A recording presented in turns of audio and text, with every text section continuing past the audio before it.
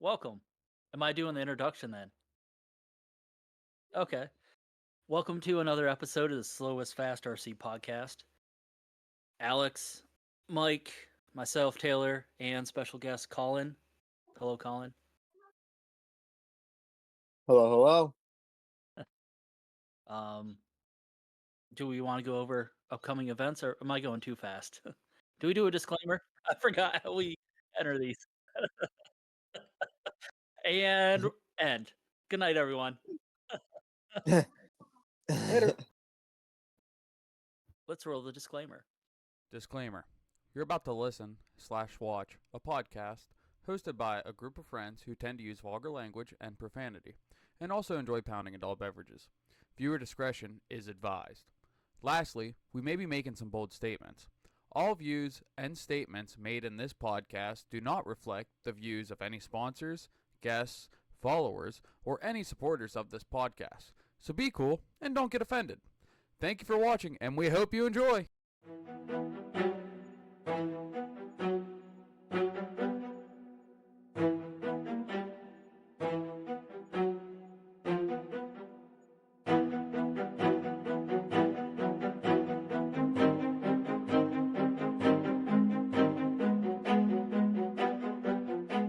Oh my gosh!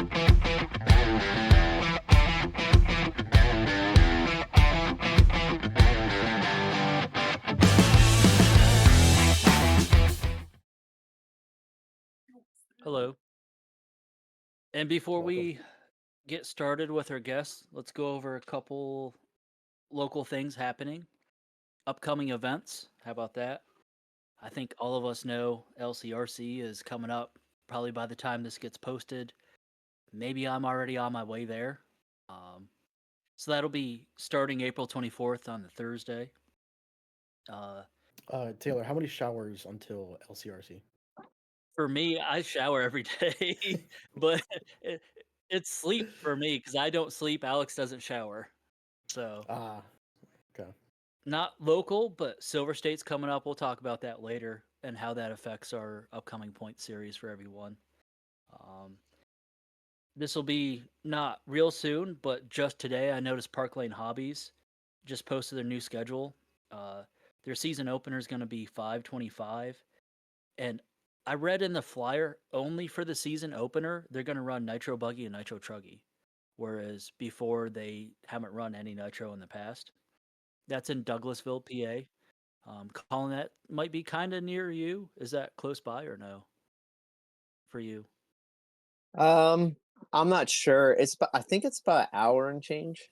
I'm pretty Okay. sure. It's kind of as far as like I think LCRC is from me, and it's in between Mhm. LCRC and Adrenaline distance wise anyway. Okay.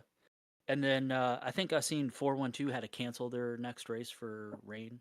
Is that correct, Alex? Today's You want to race. talk? Okay. That's it for upcoming events, unless you guys know of any in the next week or so. I have my calendar here. He's more prepared than us. Oh well, yeah. Yeah, the Northeast Showdown, and actually on the 15th, so not long after the opener, that's for sure. And yeah, I know it's a little far out, but you have the North Georgia Shootout this weekend on top of LCRC too. That's a pretty big race. Yeah. Check. Okay, we're good now. You guys were good. And resume. I'm okay. I've been mute for the first 5 minutes of the podcast, but we're back. May 3rd, WOCRC. Yeah. I think that's pretty much all I said worth saying. Yeah. So Yeah, so that'll probably be about it for upcoming events in the next 2 weeks. mm-hmm. And then let's recap a couple events. All the local events I know of happened today, Saturday the 19th. So Trains and Lanes had their club race today. And in that event, let's review Nitro Buggy A Main. Jason Scheffler took first place. Jamie Grayek second. Tim Powers, Jeff Stacks, and Carlos Cruz. See what other big classes they had. E-Truggy Brian Bush. Congrats to Brian. BB Cruz, Matt Brown, John Bierwa, then Garrett. Last name starts with the C. I'm sorry, man. I don't know how to say your last name. E. Buggy, who won that one. Jamie Grayek won that. Tony E., then Brian Bush. Agent Zero, then Matt Brown. And they had 102 entries today, so decent Nice. turnout. Holy cow! Wow. Yeah. And Pit Stop Hobbies, they had an event today. Colin and I were just talking about that off air. Mhm. They had 83 total entries. And the big event there, 8 scale e-buggy, Yeah. winner, Thomas Kaufman. All right. Congrats, Thomas the Kaufman. Then Dan Ross, Jeremy Kipp, then Ezra, then Cody Dudley. And in 6th place, last week's guest, Blaze Malinowski. I wasn't going to recap any of the other 10th scale stuff if you guys were all right with that. Fine with me. Yeah. Sorry, Cool with it. sorry, not sorry. Yeah. It's 8 scale season. Yeah. Yeah. So why don't we get into tonight's guest, Collin. Collin, so we met, I think probably first time was at Trains and Lanes. I drove there. I can't remember if it was my first time going to trains or not. I know I wasn't quite prepared. I think the extension port I planned on getting power from wasn't working, and I only brought about 200 feet of extension cords. And you and I had to combine extension cords together so we could get power back where we pitted at, normally by like Ada Manchanda's trailer where they usually leave that there. And then I think in the practice too, I had some bullet connectors come unsoldered or they were losing connection, and I didn't have a solder iron with me, and you let me borrow your solder iron. I remember that. And I think ever since then we pitted next to each other at LCRC, and you've helped me a bunch. Met you through that. So why don't you tell us a little bit about yourself? What even got you started into RC racing, Colin? How about that? What got me into RC racing?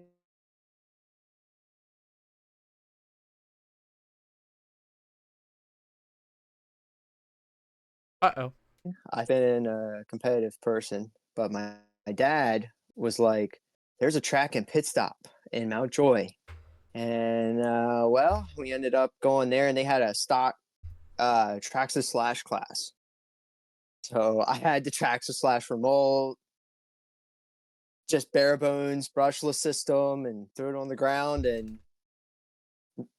went. That was it. And then my dad I was probably about the time a lot of these really young kids get into it, and then my dad was like, "Oh, I like them buggies because they're faster," and they go, yeah. And then we ended up getting a 17.5, actually Losi, the original 2-wheel drive mid motor car, and then we went, and then my associated career started. Well, I call it my career, even though I was never given anything for it. But my associated tenure started with a B5 rear motor. So, yeah, and then that's how I started. Was my dad basically saying, "Let's go to the racetrack," because I didn't do any extracurricular activities in school. I wasn't really interested in anything with school, like football, soccer. I did baseball and little leagues, didn't stick with it. So my dad wanted me to get into a sport, and well, I think it's the safest sport without having to worry about your son getting hurt. So Well, we did RC. Well, yeah, you still can, but Nitro Trucky's hurt. Yeah, Yeah. took one to the ankle at Motorama. Yeah. So, but at least the least amount of injury compared to like motocross or getting Yeah. into anything. Yeah. There's a time where you can get injured, but you're not going to get injured all the time. Right. So, Right. Well So. worded. You kind of Yes. alluded into it a little bit, Colin. So tell us what all classes you've run for everything in the past and what one's your favorite. Oh my gosh. I've ran 10 scale. Actually, 6 years of beginning of my career were 10 scale. So I came from 10 scale, basically pit stop for 90% of the time. And then in the winter, it was bumps and jumps for the other 90% of the time. So winter was bumps, summer was pit stop, and we basically set up camp for years and just raced basically exclusively there. And I ran 2-wheel drive, went from 17.5 to mod, and then I went from four. And then my dad wanted a 4-wheel drive because he saw a lot of it was my dad too. My dad was like, I don't know if I can drive that. My dad was like, yeah, you got it. You got it. It's just a little faster. It's just a little faster. So we got a 4-wheel drive. Actually, the B44.3. I had no idea what I was doing with that car. I just made a setup where I could drift it around every corner, and I ended up being fast. I don't know how it worked, but it did. Yeah. Then I went into so we did 2-wheel drive and 4-wheel drive for 6 years, just 10 scale, and then we got ahead the associated 8 scale B3. So when they got back into it from the B2s, so the B3, we ran pit stop basically exclusively with that because that's when pit stop run an 8 scale. And then we went into LCRC the first time, and that's what basically sold my dad on me on 8 scale. What year was that about? Oh my god, I don't even know anymore. Ooh, I'd have to say. So 6 years in, I would have been. Yeah, I'd have to say when I was able to start putting money into it. So probably like when I was 19. So I go with the years. My birthday's 2000, so 2019, 2018, somewhere in there. It's easy to remember then. Yeah. Yeah, and then that kicked our butts. Since we ran pit stop most of the time, we had a car that just could turn. So when I went to LCRC, you need to go straight a little bit. Well, I was doing nothing but snaking like a snake down the straightaways, and the whole car would jump to the right, and that was a whole. We did that one time that year, and then we said we're staying at pit stop for the rest of the year because we needed to get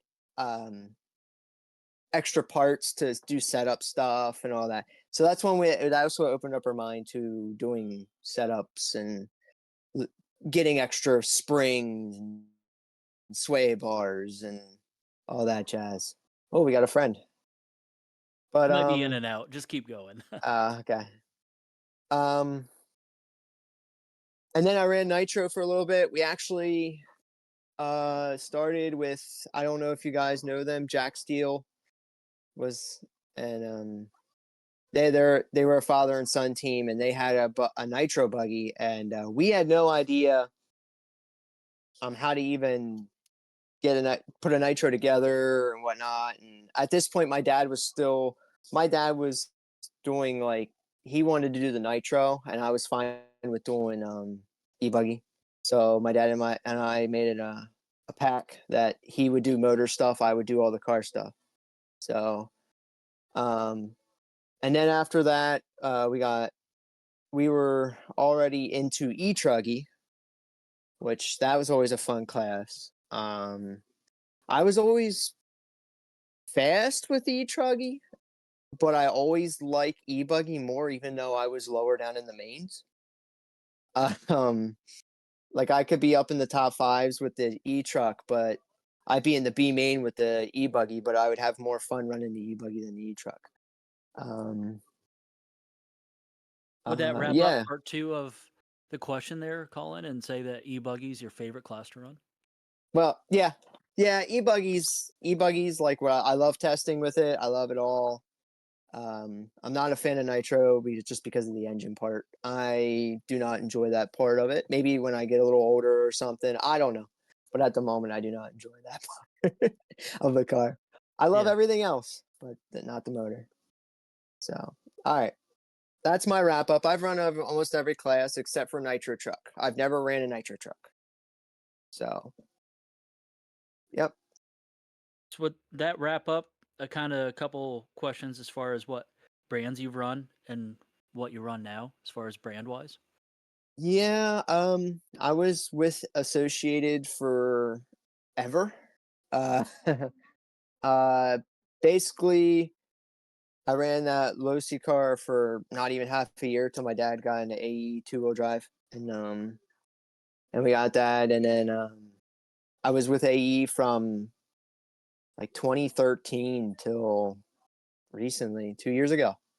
So 2022, 2023 in there, and then I went to XRAY, and that's it. That's the only 3 brands I actually ran. I pretty much stay with what I well like or whatever. I'm pretty loyal to the brands. Like I don't jump around much anyway.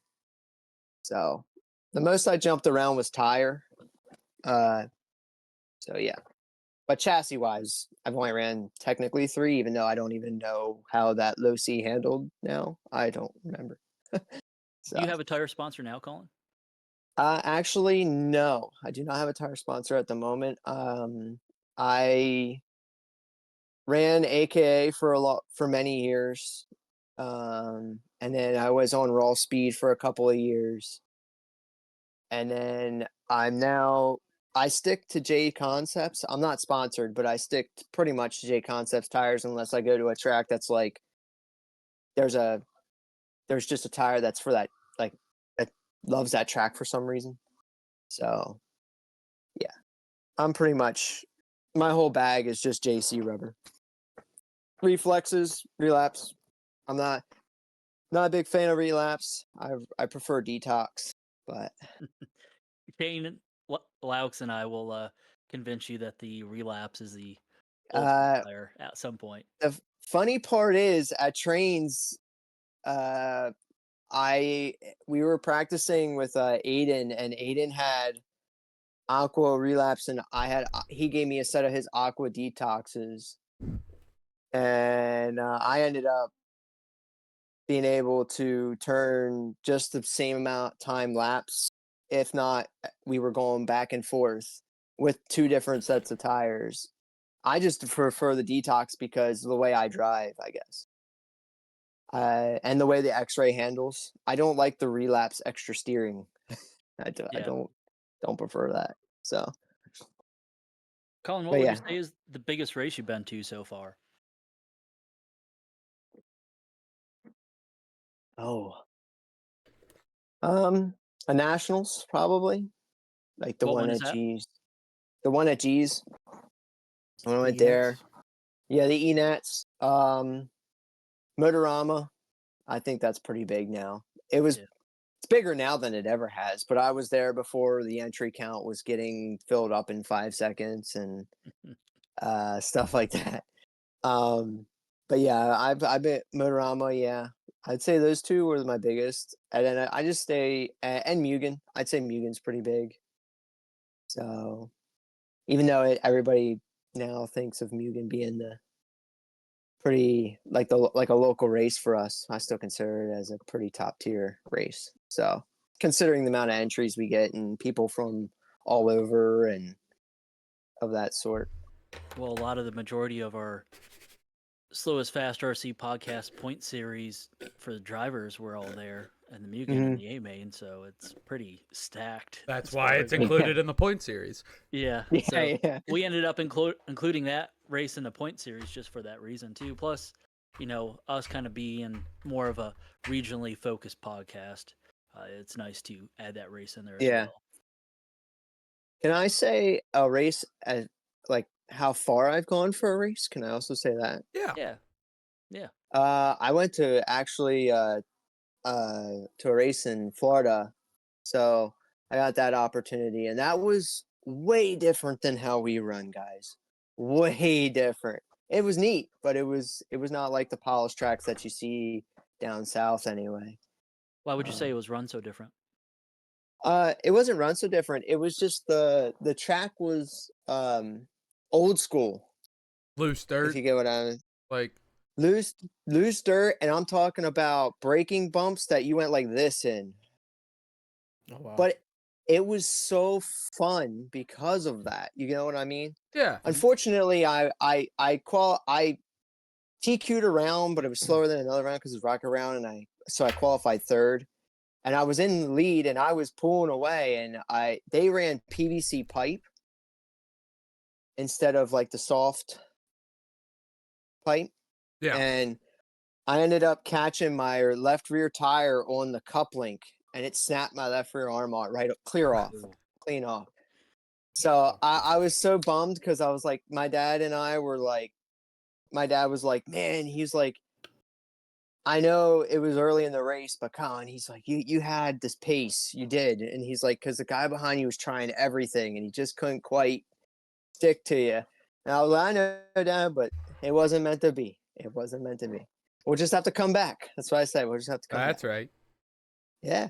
Yep. But no, it was fun. The people down there are like, they're the same as up here where they're so nice. And, I wasn't prepared tire wise for that either. So I was running reflexes by the seat of my pants. You could have ran like stalkers or even a bigger open, like an impact even. It was just so loose and fluffy, and yeah, it was just so different from what we're used to here, like that kind of loamy at first, gets packed in, and then grooves start setting kind of track.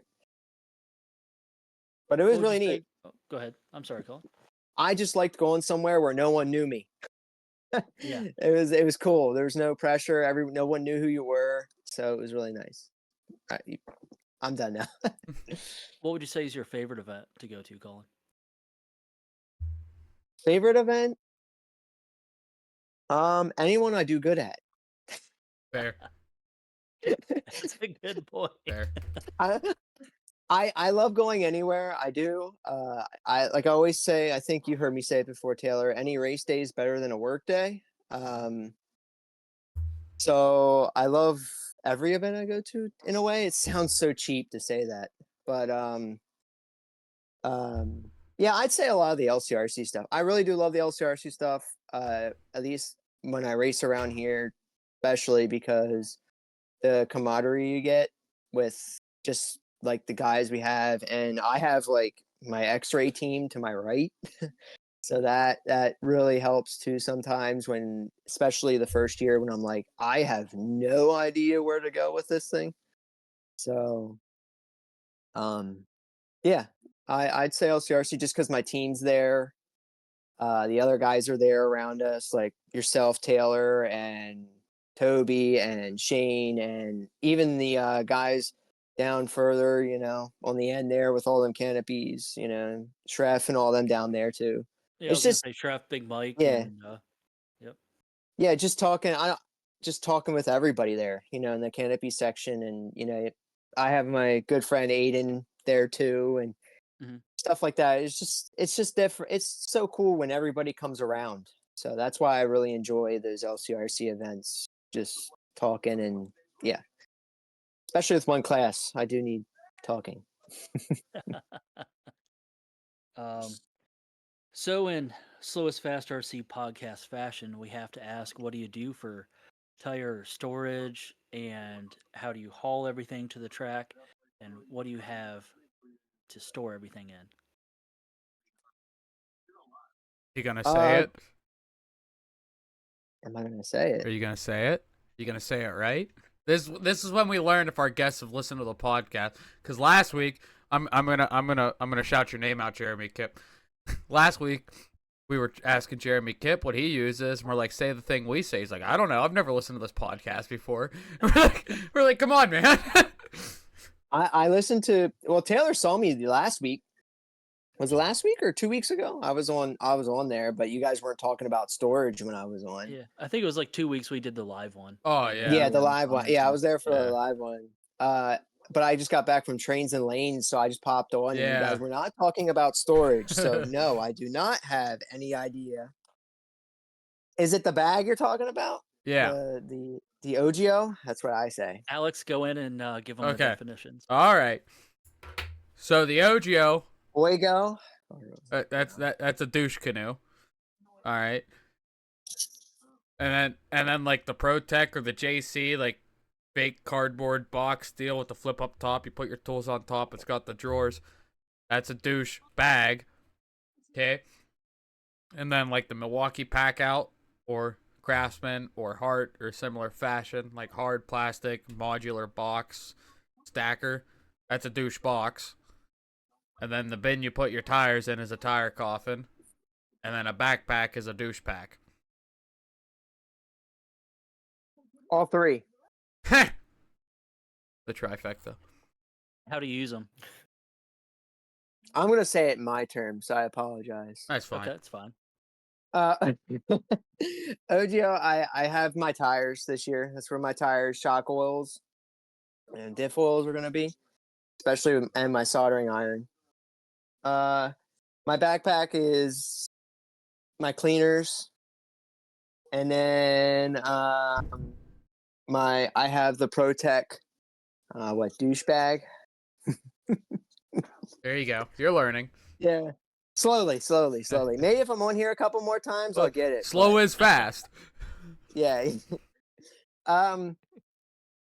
Yeah, I have the ProTech bag, and that's basically I put the tools in the top and my parts and stuff like that. And shout out to the LCRC red boxes. So I have those in there. That's where I put all my parts. I even still have some of my associated parts yet, and they're still in them red boxes. So, but yeah, that's how I'm using them. I used to carry a bunch of bags, and this year I was like, I have to get it down. So I can almost make one trip, almost. The second trip's just for the tire bag. So Yep. I can basically carry my remote, which is in the ProTech square box. The ProTech Like remote the- box. Yeah, Yeah, the yeah. hard case. We don't have a name for that. And no, I was gonna say I was trying to think what your descriptions, and I was like, oh, he didn't have one for that. No, that's then, just that. Yeah, and then so I have four bags because I put my car in one of them ProTech car bags, yeah. and then I strap it to the top of my ProTech box under the Okay. handle. So Very nice. yeah, that's how I pretty much take my stuff and yeah, that's how I roll. I gotta jump in a add-on question with this. What, off the top of your head, what beyond tools, charger, radio, tires, spare parts, all that jazz, like beyond like your 1.5, 2.5 mil and your 17 millimeter wrench, like beyond your standard tools, beyond your charger, beyond your radio and tires, what are your must-haves on a race weekend? What are the things you must bring with you? Hold on a sec. So I've never seen anybody else with this, but this tool has saved me. This little adjustable Oh, look at that. has saved me from going and buying a tool out of for anything. Oh, Like there's these, he's got one too. Yeah. Yeah, I say this is the number one. This is the cheapest tool I've ever gotten and the most useful tool I've ever gotten. What do you use that for? So a lot of it's for like, okay, I'll be real. I'm cheap. So the turnbuckles. It's your camber wrench. Yeah. And for And the then, like, real quick for the listeners and not the watchers, he's holding a tiny crescent wrench. yes. Or adjustable or whatever you want Yeah, to call adjustable it. wrench, whatever you want to call it. I also have the fancy, expensive Techno. That's what I got two of them. Oh yeah. Yeah, from I don't- LCRC. Right. I don't use just that one I don't use that just for the turnbuckles, but like if I have one like on the XRAY car when I first got it, I didn't know that it had like 3 different sizes. So like the first couple races I went to, this was my saving grace because I didn't have the different sizes. And then like there's these big for the X-ray car on the front shock tower, these big lock nuts. And yeah, I use it for them even till this day on the back because then I used to use like the nitro clutch engine on the front. for the nitro clutch tool or whatever, the T wrench. So I definitely But never yeah, thought of I that have a- myself. I have a big set for the front of the flywheels, ah, so you can yes, lock onto a 4-shoe yeah. and take the center nut out of an engine. Yeah. When I ran nitro, yes, I had that, and then and I say another tool that you need to Horseshoe have wrench. is this style Oh of bit, yeah, a like a stage step bit. bit. Yeah, Yeah, Step it. Yeah. I call it stage because I'm just weird. that's Sorry. fine. um, I got this recently, and I say, yeah, definitely a lifesaver or a wrist saver anyway. What is Yeah, your electric drill of choice? Bosch, Gosh. the Big 12 boy. volt little guy, 12 volt. I have two of them now. I keep one at home. Do you I have? thought this thing was gonna die on me, and then I got a new one, and it never Do you died. use that for just drilling, Colin, or do you use that with the hex bits and stuff as well? Oh, I use that with the speed bits. Yeah, like Yeah. the speed bits in and out, and Nice. I don't All the cores. I don't trust the clutch thing. I know. Shout out to Ethan because he uses the clutch to like get them tight, and I don't have enough trust in myself. So I get them really close, and then I hand tighten them. Yeah, Yeah. I think That's- that's the yeah. best method. Yeah. Well, okay. Ethan has taken apart a car in front of me and put it back together faster than any man I've ever seen take a car apart and put it together, and it's all because of the drill and the way he's able to use the clutch. Like he don't have to go back and tighten. You know what I mean? So he just boom, boom, boom, boom, boom, and everything comes out. But how many So screws? How many screws may have he? Okay, for the listener, Davey's holding a crescent wrench in his mouth, a pair of channel locks, Yeah. and then 3 drills. He's got everything. He's Okay, ready. Hey, I'll go eye test the 3 freaking Akitas just for fucking honey eggs are. Holy crap. He's got Two of that. them were bought secondhand. Got that green shit, Oh, One of them is the impact. yeah, yeah. white shit. Yeah.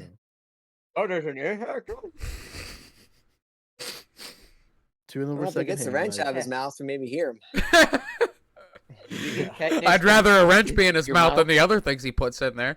It's not a Makita, but it's a Haikita. It's the Amazon brand. He's got Dude, his. I love this thing. This knew one was exactly. $20 on Amazon and not worth it at all. He's got his Let's shirt on. This is the part of the podcast where we acknowledge Like, that 3 of the people are wearing the same shirt. I need an X-ray shirt. Well, so I otherwise, can- he was gonna. can- Otherwise, I- Taylor's gonna yell at me for my outfit.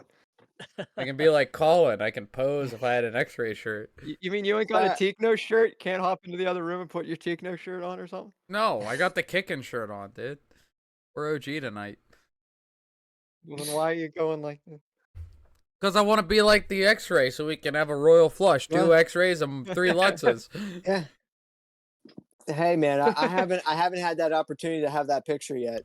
So Well, I can't cross my arms quite yet. throw the pose up Yeah. here. No, We'll take a screenshot. all right. My Throw- my first picture with an X-ray was literally the kit box for my announcement to going to X-ray. Was me holding the kit. It's my profile picture. It's just holding the box. Yeah. I've never done the cross arm thing, and I refuse unless I get asked to for a post. I will at the opener next week. Yeah. How about that? Yeah. So, yeah, I'm not Ethan fast yet to get the pose anyway. But All right, Colin, I'm going to ask some more questions. come on, keep them coming. So, you are extremely good at setup and knowing all sorts of stuff. How did you even get to this point? Like, how did you learn that? How did you become so interested in it? I don't care if you just tell me testing, doing different things. Don't tell just me, but tell the listeners and people how would they get to be close to on your level. as far as knowledgeable about setup, making changes, when to make changes, things like that? Um, I guess the biggest thing is learn your style. Like learn what you want from the car. Everyone's gonna say that too, but like my biggest thing is like when I don't know, say Taylor comes up to me, uh, and the first thing I don't know if Taylor was ready for it. I don't won't speak for Taylor, but first thing I ask is, "What's your style?" I think I asked that. That was probably the first question I asked Taylor. I'm thinking, anyway. Mhm. I can't remember because it's been so long. It's been so long ago now, but Yeah. it's usually the first question I ask. What's your style? Like if you like going into the corners, I don't know if anybody gets the reference, but like from Rallycross, like the Tanner Faust style where you're pulling the e-brake and Yeah. sliding around the corner. Yeah, and then you got Scott Speed who runs the same speed as Tanner Faust, but he goes into the corner square and comes out square, stuff like that. You kind of know what you want from it, and then you go from there. Like you can learn quickly when you know what you want from the car because you can also do things that make the car bad, especially when you're testing, because you want to know where you when it turns bad. So you keep going that direction until it's like, okay, yeah, now I'm just the car's all over the place. So a lot of I mean I've been in it for a while too. But recently I've been getting better with knowing when and where. And that's just me now writing things down. Like I have a book, like a notebook. I even come home and like I'll write notes and paragraphs and just like, I have it right here, like just stuff written down, what I changed. And biggest recommendation too is get a base that you can almost take anywhere. It may suck somewhere, but at least you have somewhere is good. So you just got to make it good again. You know what I mean? Like, but yeah, testing. I'm doing a lot of reading. Like especially now that there's so many outlets. Especially when I first started, I was going off a lot of YouTube videos and looking things up and taking real world applications and trying to use them in RC, um, and stuff like that. I know the Invisible Speed book is really good sometimes, especially when you're stuck. Even when there's a lot of information on these cars, and we can change so much that sometimes I don't even think of something, so I'll just page through that book and just like, oh yeah, you know what? I didn't think about that. I should do that. Stuff like that. Yeah. And the biggest thing that took getting used to is like adjusting what you would change to different people's styles. I think that's the hardest thing. I don't know if you guys would agree or not. But like giving advice to somebody that doesn't drive like I do. You know what I mean? Yeah, definitely. Yeah, because like Aiden Manchanda, I race a lot with him and we've practiced together and stuff. And so I can use this as the best example. Aiden Manchanda expects other things from his car than I do. But now that we've been together so long, I can tell when Aiden doesn't enjoy the car. Or when even before he comes off the stand, I'll know when he'll come off and be like, I did not like that, or the shock oil was off or something, and I could tell before he even comes off the stand. Someone like Taylor too, like I've been watching Taylor for a little bit, so now I'm starting to know what Taylor wants from the car. Just telling somebody off of not watching their car is really hard. So yeah, I'd say just go get some practice, even if it's before the race. Excuse me, even if it's before. Like even at the LCRC, you can only show up for Friday or something, even that day before. But don't keep your car the same. Try something. Yeah, the conditions change, but you can always keep changing it. You know, learn something. Change one thing at a time. Try to. Sometimes you can't. Like the Ackerman plate changes more than just the Ackerman. You can't. Unfortunately, you can't really take everything out that it changes. So you just go with it. But you learn that way. I think that's the best way to learn. Reading and writing and putting things in a book only takes you so far, but actually feeling the car and adjusting the car to yourself. Yeah, that's the hardest part, I think. One thing I'd add to that too is when you're in that position of learning, change one thing at a time. Don't do 5 changes Yeah. and go out. Do the one thing, see if you even notice what it did, and then go from there. Even when you're not learning too, I would agree with that sometimes. Like, I don't know if you guys with racing experience, you change like 3 things, and you're like, "Oh no, something was good, but I don't know what was." Yeah. Yeah. And it might have been just Or something like was bad and you don't know which one it was. and that one thing might have been like super good, but the 2 other things you did might have counteracted it enough to where it like feels good altogether, but now you don't, like you said, you Mhm. don't know which one because you did 3 fucking things. You're like, hello. Yeah. My think dad and I try to limit to 2 things. That's what we try to limit unless we're way off. Like, if we're way off, then we'll throw more the at book, it. yeah. Yeah, but Call me it Costco because I'm wholesaling it. I was gonna say, I think every one of us that's raced for a little while, when you said that, Collins, thinking about 1 or 2 laps in after making a whole bunch of changes, and that gut feeling of, oh no, this thing sucks really bad now. I made yeah. some big mistakes. Yeah, yeah. Yeah, yep. Yeah, I would definitely agree. If you're not way off, no more than 2 changes in my opinion, because then you're just gonna go out there and you're gonna throw the you'll be like Taylor, or you'll be like on the rare instance where you hit it and you're like, "Oh my goodness, what did I do?" But 95% of the time or 99% of the time, you're gonna be like, "Oh no." So, at least in Shooting my myself right out of experience, the ballpark. Yep. yeah. That's why I say a good base. Like, get a good base where you know it works, and then how you want to get the car back to. So even though you go to a different surface, different track, different traction, at least you know where you want it. You know what I mean? And So it's especially good, like this advice for, again, any level, like you were saying, Colin, and especially for beginners. Like, I'm going to use our buddy Lauren as an example because he's been racing. He did off road all last year, so this is his second season coming up, and he's definitely improving. He's definitely learning what changes does what, but he's still like, okay. He's like, okay. I told Lauren, I said, I'm putting the VRP pistons in my e-buggy and like I'm making some changes I think will help me for LCRC. He's like, well, let me know what you do and I might do it too. And I'm like, buddy, just like remember, 1, we drive different. 2, you tend to bounce off of pipes because you're new to this. So like the changes I make might hurt you because I'm making my car harder to drive, so it's faster, but I can handle these changes. Someone that's new can't handle it. And it's the same way. If I was to walk up to Ryan Mayfield, what do you got in your diffs? I'm not running what he has in his diffs. He's fucking been doing this forever. So it applies on all levels.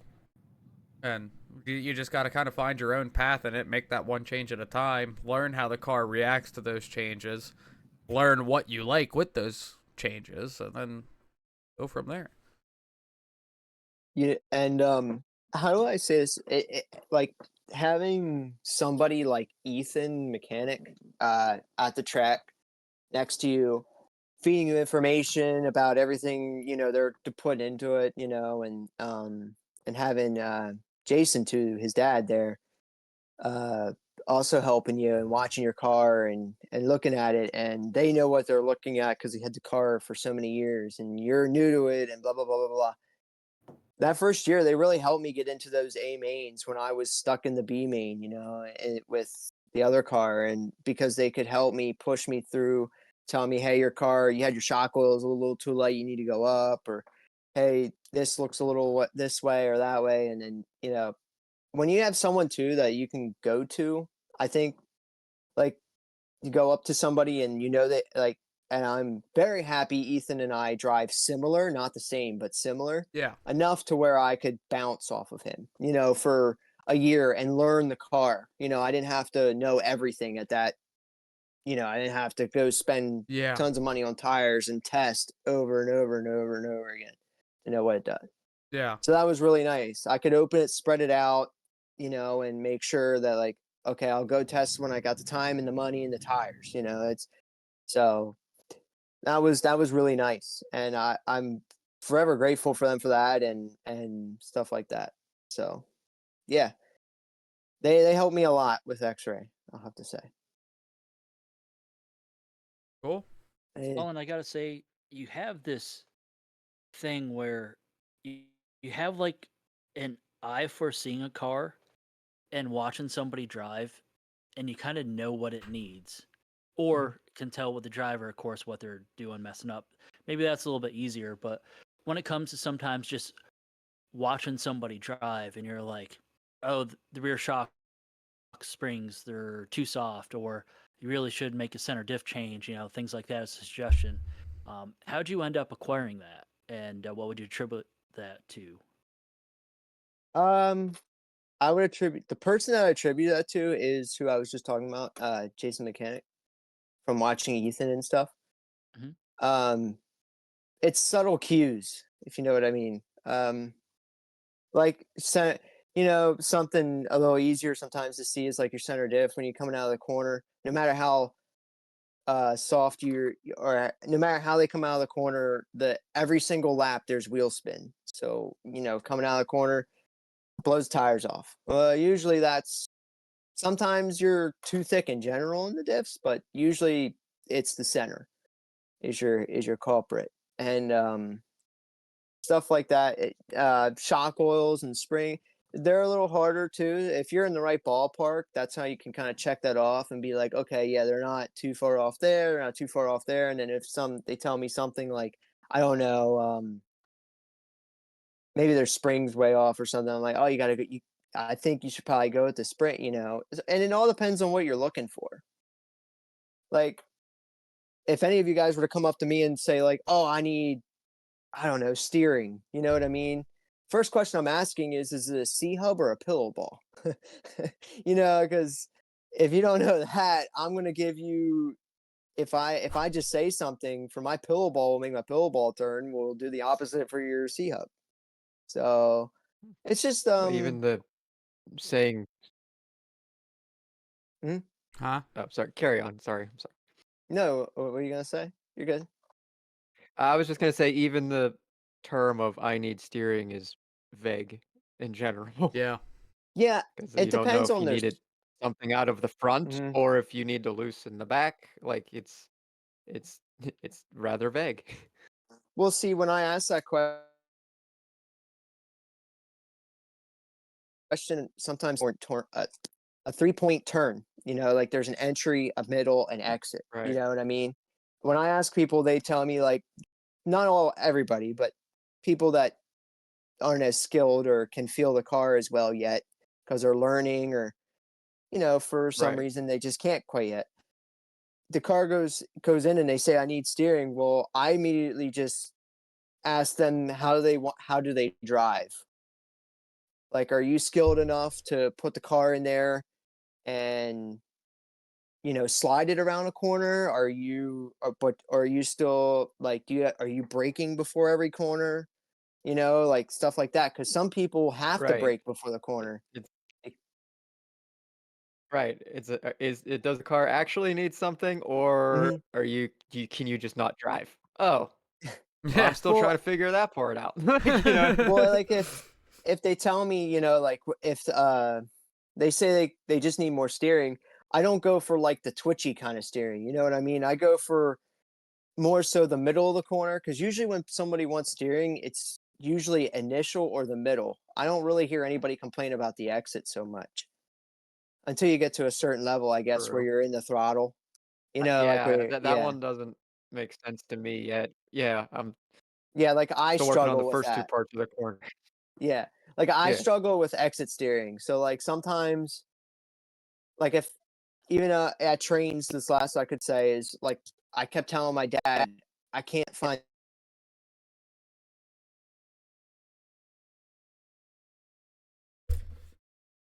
the exit steering. I'm holding the wheel straight right while I'm on the throttle. I'm like, I shouldn't be doing that. I'm scrubbing off so much speed. But not like not Right. so it's really just kind of I most of the time prefer them to ask me to watch their car before a race, and then come up to me and be like, my car isn't doing this. Yeah. Like if anybody would come up to me up at this canopies right where the X-ray fence and be like, "Hey, Colin, hey, do you have a minute to like watch car in the next sheet or the sheets out, and like just let me know if you see anything off or anything I can improve." That's so much easier than just not seeing the car. Oh, And sure. fortunately with Toby, sometimes he has video of it. So like, I'll be like, "Hey, give me a minute. Let me see the video. I'll watch the car on the track on the video." Yeah. So that's Shout nice out too. 46 RC. Right. Yeah. Thank you, Toby. But that's Yeah. exactly what Mike was able to do for me at Motorama. Was because Mike wasn't at Motorama, but I was, so Mike was techno support all fucking weekend. And he was able to watch the video and see my car, and he's like, "Well, it looks like you need more steering, or like the car is just too stiff, or blah blah blah," and then go off of what the car looks like, and then we would figure out what we need to do from there. And made my e-buggy drastically better, to the point where it was so fast I just couldn't drive it. Like, between my skill level and me not trusting the car enough, I couldn't drive it as fast as the car could go. But Alex, I agree with you on that because when I was switching to X-Ray, I know this might be boring, but I know I'm fast. But when I was switching to X-Ray, I had to learn how to trust the X-Ray. yeah, If you know what I mean. no, definitely, yeah. Yeah, because like my associated car wouldn't do things that this car does. Yeah. Good and bad, like both ways, Yeah. good and bad. So like it took me probably, and I still don't trust, let alone a car trust. So it took me like 6 to 8 months of just driving it and learning it, and to be able to push it to, the 99 or 100% that I can drive it to. You know what I mean? Yeah, no, I definitely So definitely understand that. I just went to the super light short course techno recently, so I'm still trying to learn how to trust that, because the super light is the fastest short course when you learn how to drive it. It's the hardest to drive, and you got to get it set up and learn how to drive it. You can't just swing into the turns like a full size short course. So I'm getting better with it and making the changes needed slowly. And then I haven't ran a fucking A scale besides the end of this past season in like 2 years. So I'm learning how to fucking drive an A scale all over again. And whether you're switching brands or getting back into a class or trying a new class, it's all a part of it. can I ask you guys a question? I know this sounds weird. No. Can I ask you guys a question? Absolutely not. We're not taking any questions. Only you, Colin. Next No, question. go ahead, man. What That was your one is and only question. what is what is your guys' definition of hard to drive? Because everybody tells me a different answer. If I can't, What is my thing is, if I can't I like keep it this. in between the pipes. You know what I mean? okay? Like, it's just, it's, Or on its wheels? yeah, or on its wheels. Okay. It's, if it's like, half the turns it's pushing and the other half of the turns it's twitchy, it's squirrely on the throttle, it's just fucking, like, terrible. Like, hard to drive is when the track requires reflexes and you put on slicks. That's hard to drive. All right, who's got another one? I want to hear this. I want to hear this because I I'd get like a to hear different Mike's answer. All right. Okay, so hard to drive for me is always too much initial steering. Okay. So on all of my cars, I dial out initial steering. I am brake first, let the car naturally rotate through the turn, and I'm on power mid to exit. That's how I drive my cars. When I have too much initial, I'll peg a pipe. So Pack a pipe. Okay. that's Bang a Larry. that's hard to drive for me. So like when it comes to a pillow ball, Mhm. naturally for me they're hard to drive because they have Okay. a lot more steering than a C hub. You think? So I think so. Okay. But Okay. it's supposed to be in the middle, not the initial. I don't know. Right. The two X-rays that I've driven, they've had a massive amount of steering, just all the time. You turn the wheels, the car would just go. and I couldn't drive it. I didn't like it. Uh, Now our friends Associated, still a pillow ball. We mhm. tuned a lot of that out of it, and it got to the point where I was going just as fast with his car as mine, and I was comfortable with it. Hey, I So mean, everybody has. I think too. Sometimes every car is good. It's just what you want from the car. Sometimes, Yeah. honestly, yeah, I mean, because each car has a different I learned from switching from AE to X-ray. There's different characteristics. Like I prefer Definitely. the X-ray to the from the Associated now that I ran the X-ray, and it's not. I'm not trying to sound like a sellout because it's not because of sponsorship. It's literally how I genuinely feel for me. Now, I wouldn't tell everybody else to go to X-ray because, like in your case, you didn't like what the car was giving you, and sometimes Yeah. you can't always tune that out. You can't always tune it out. It, there's always going to have some kind of that characteristic. It's just Yeah. it's personality, I guess you would call it. From all the cars that I've driven, and this is the non-biased part because I've driven Techno for 9 years Mhm. now, but the Techno car, especially the latest version of it, is probably the easiest to drive 8-scale buggy, in my Yeah, opinion, hands down. I could see that with the numbers at the big events. I could see that. Yeah. All right, who's next? What's hard to drive? There's only 2 left. What's hard to Dave? drive to me? No? I don't think there's like one answer to that question. There's a lot of answers to Let that us know in the question. comments what's how- hard to like, drive. well, yeah, I Yeah. mean, like Yeah, Uncle yeah, Mike said, if it seriously. steers too much and you're tagging the inside of the pipe, Mhm, yeah, that's hard to drive, but it's also hard to drive if mhm. it doesn't turn. It's also hard to drive if you're just doing donuts. There's a lot more So, than just you can't just give like one answer to that. I am couldn't. I right in saying that you're saying there's basically a window? I Like, if was you're gonna too put far that this in my way or hard you're to too drive. far. Yeah. Yeah. Yeah. Yeah. Yeah. So it's kind of all one thing. Well, how you talk about the invisible speed books and maybe the Mhm, course or whatever. He talks about the working range of the car mhm, and how people come up. You say people come up to you and say, "I need more steering," and then I said, "It's like, well, do they know how to drive in the first place?" It's like, well, there you go. Are they exceeding mhm. the working range of the car because they're going into the corner too fast or not fast Yeah. enough or da da da da da? And like, I still don't know if I'm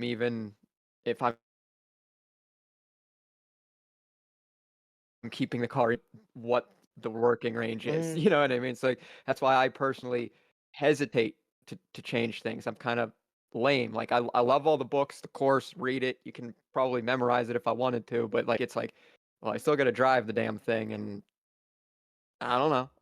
It's like let like, me just let me just drive it. I don't know. when I was at Bumps and Jumps, there was a gentleman called Ken Gardner. He always used to tell me, "Laps, laps, Yeah, that's it. laps." That's Track it. time, 'Cause real time, I whatever you had want to the call it. same. We drove I almost identical, and he gave me his setup, and we did all the stuff to it, and cut all the center braces out, and all this stuff, and blah blah blah blah blah. Right? And my dad was talking, and me were talking, and then he was like, my dad was like, "What's the difference between you and my son?" And he goes, "Laps. That's it. Laps." Sure. So, I mean, Taylor. I could. So hard to drive, like I can put it into a whole bunch of different categories. So first, I was agreeing with exactly what Mike said. I find something hard to drive when it has like a ton of steering too fast and changes direction quicker than what I'm able to. Luckily, I can dial that out with the radio though a little bit, put a little bit of expo in there, and that's something I prefer. And then so I'll kind of numb it just initially for things like that, so it makes most anybody's car easier to drive. And then other aspects would be this working window. I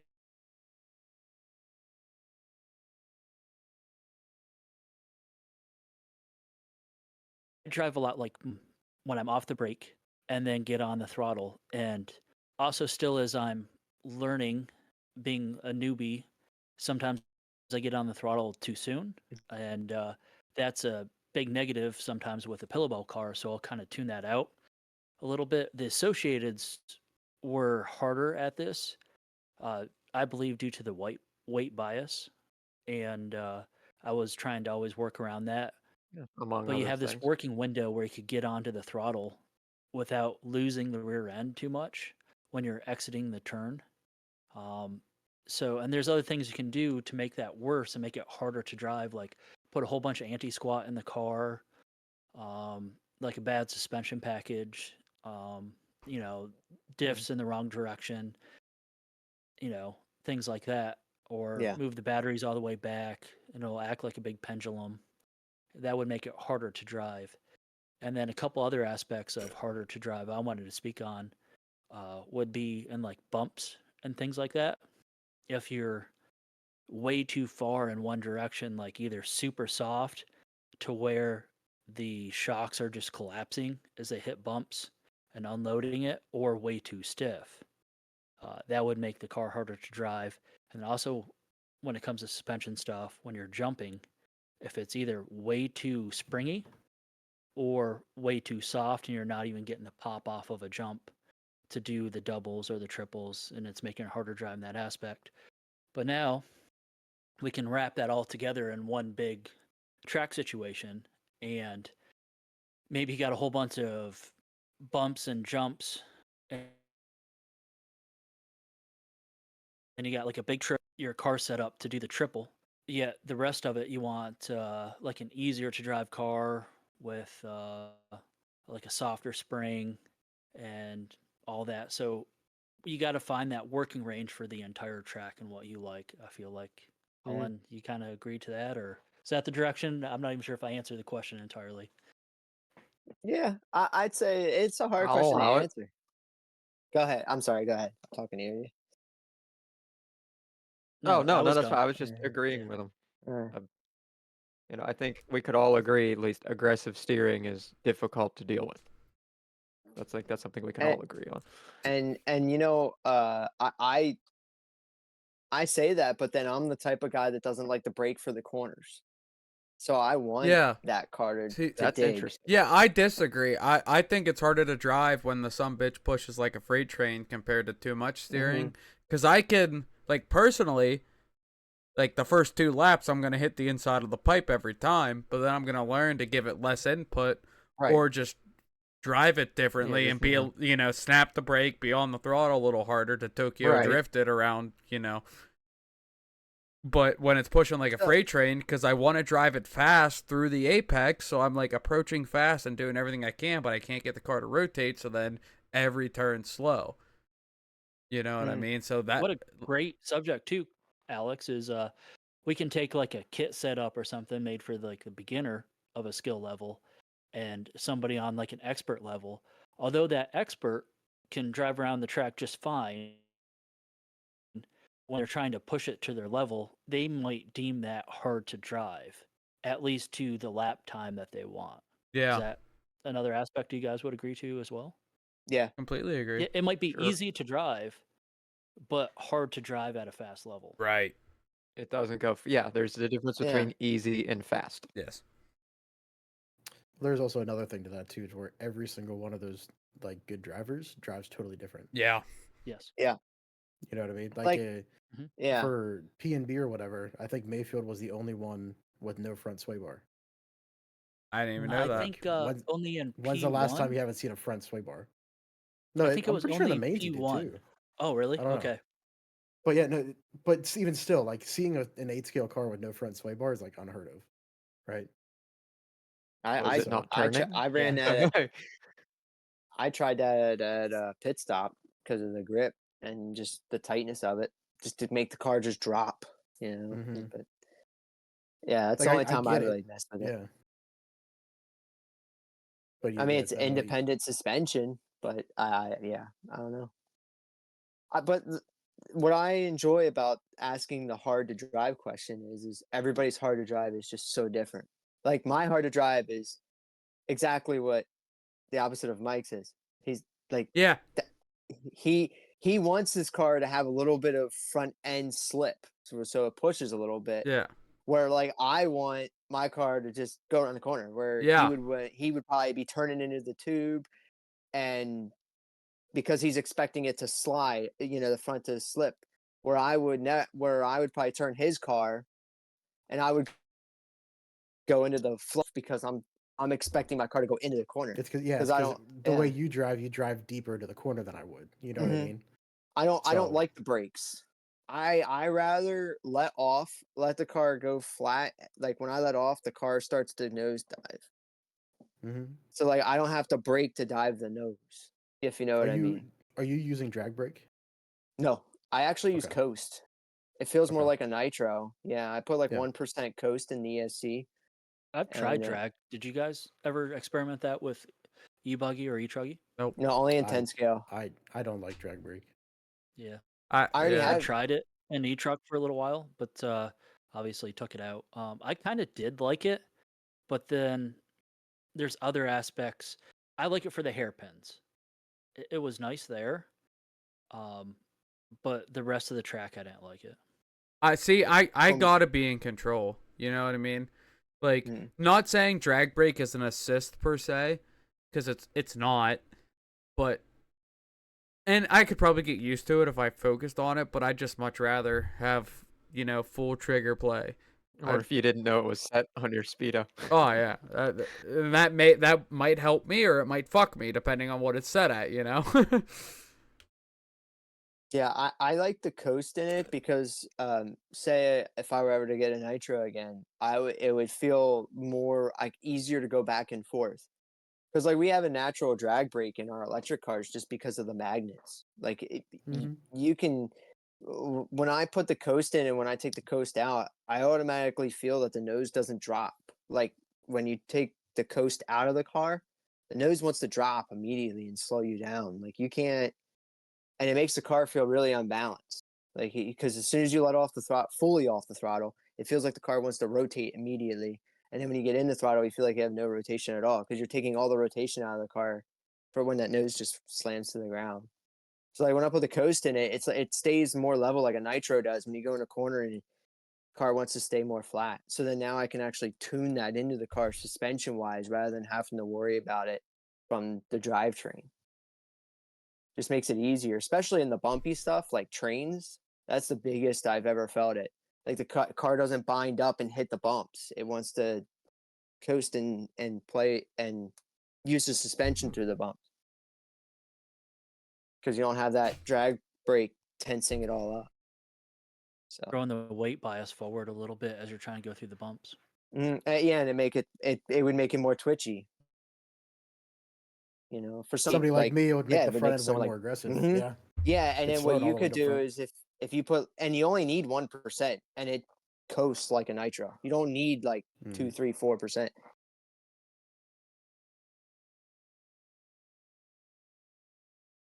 And back into the car so you can maybe have more options to go either way. You know what I mean?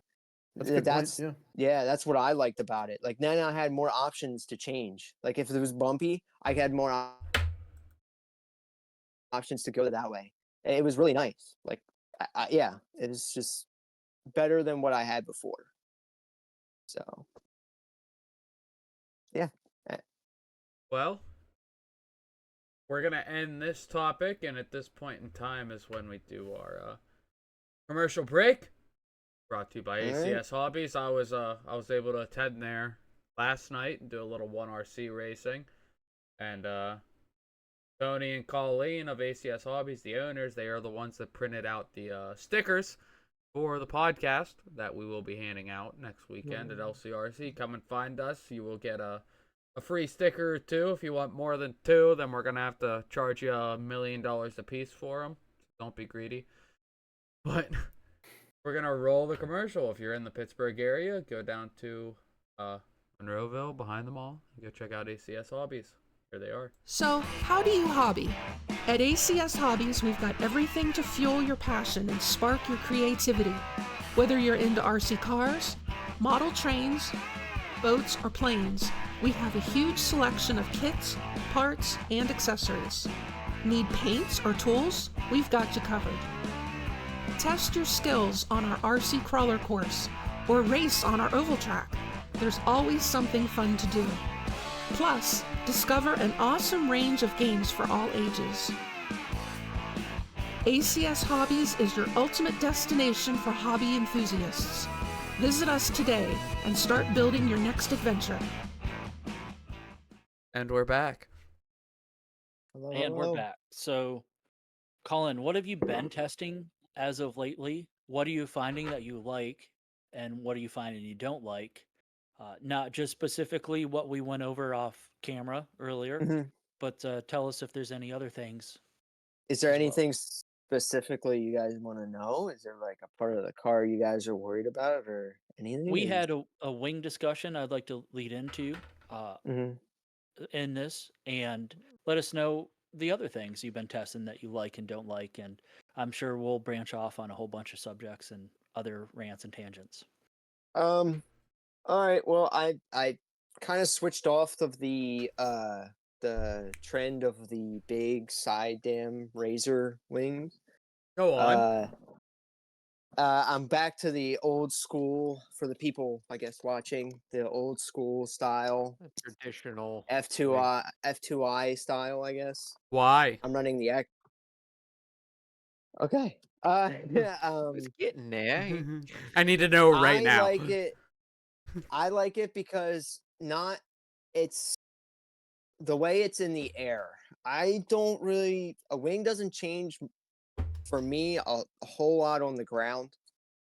For me, it does change some, but not enough for me to stay with a wing just for how it feels on the ground, I guess is what I'm saying. So in the air is really what I care about, and when it's windy, and I also don't like to throw whips. I don't know about everybody else in here, but I'm not a guy I'm like old school, kind of like Tebow, where he doesn't really throw the car around in the air, like sideways or Yep. yeah. I'm more old school, I guess, that way. I like the car to be very stable in the air. The only time I'll pitch it is if I absolutely have to for a corner. Like if it's a jump into a corner and I gotta like throw it a little bit, then I will. But other than that, I don't want to do it. I'll pitch it, throw it, fix it, land. I don't know how to do You know what I whips, mean? I so won't. doesn't apply to me. But I don't Right. like ribbon. But So for me, this wing, I love it because the reason why I say whips is once again I test a lot with Aiden Manchanda, and he likes Supercross style. He likes throwing whips. He loves it. Flicking the wheels, getting the car, to do like the fancy stuff in the air. When I like the car just to be flat, stable. If I need to fix it, I'll fix it. You know what I mean? But other than that, car's great. Nose down, go. So that's what I like about that with this wing is because in the air, it's so much more stable. I don't have to worry about that. And if I do turn the wheels before a jump, it doesn't throw a whip as hard. You get what I'm saying by Yeah. that? Yeah, it wants to stay flatter because it's Yeah. not like a scoop. It's not scooping that air Right. as my car is flying It sideways. just has the dams on the side and they're Yeah, I low, always so it thought- keeps it straight. Mm-hmm. And especially wind. Like when we were at trains, we had wind, especially for practice. And I didn't have to worry about the wind hardly at all. I tap the brakes, nose comes right down, and I go around the corner. I didn't have to worry about. And when I have the razor wing on, I'm that scooping up all that air. I'm flying nose high and trying to just brake enough to get it down. So I enjoy, at least outside anyway. I'm probably going to stick with the old school wing most of the year, if not all. So That's great. that's the only ones I have in information. my toolbox anymore. Yeah, that's That's great. the only wing I have. Yeah. Because I have like the Lexan version of the Razor Wing. I have the plastic version of the Razor Wing. I have the Lexan version of the X-ray version of it. Like I don't know if they've had that one forever. And then I went with I have the X-ray like F2I style. Now that's what's currently on the car with. And then I put like the 12 holes across the back. And What did you find putting the holes in it?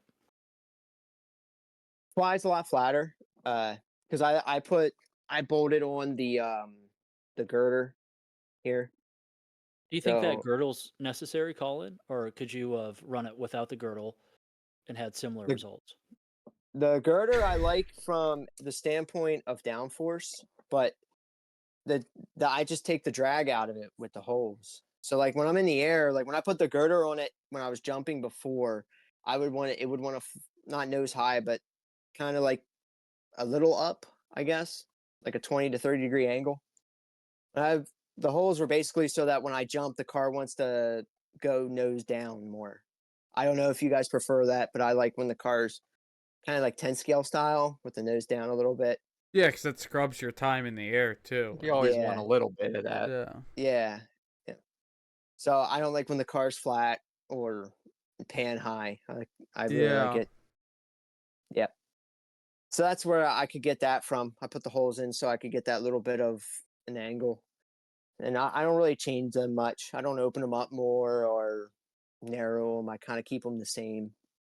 So, other testing things. I tested going to a 2200 kV motor, which I never thought would work, but it works actually surprisingly fantastic. How In much? comparison to the 1900?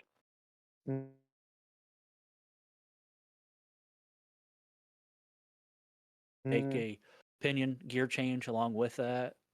I made a different. So X-Ray runs 46 ring, and they have the option between a 14 and 13 pinion inside the diff case. So you have a 46 ring in the case, with, Oh and yeah, yeah, yeah. and on the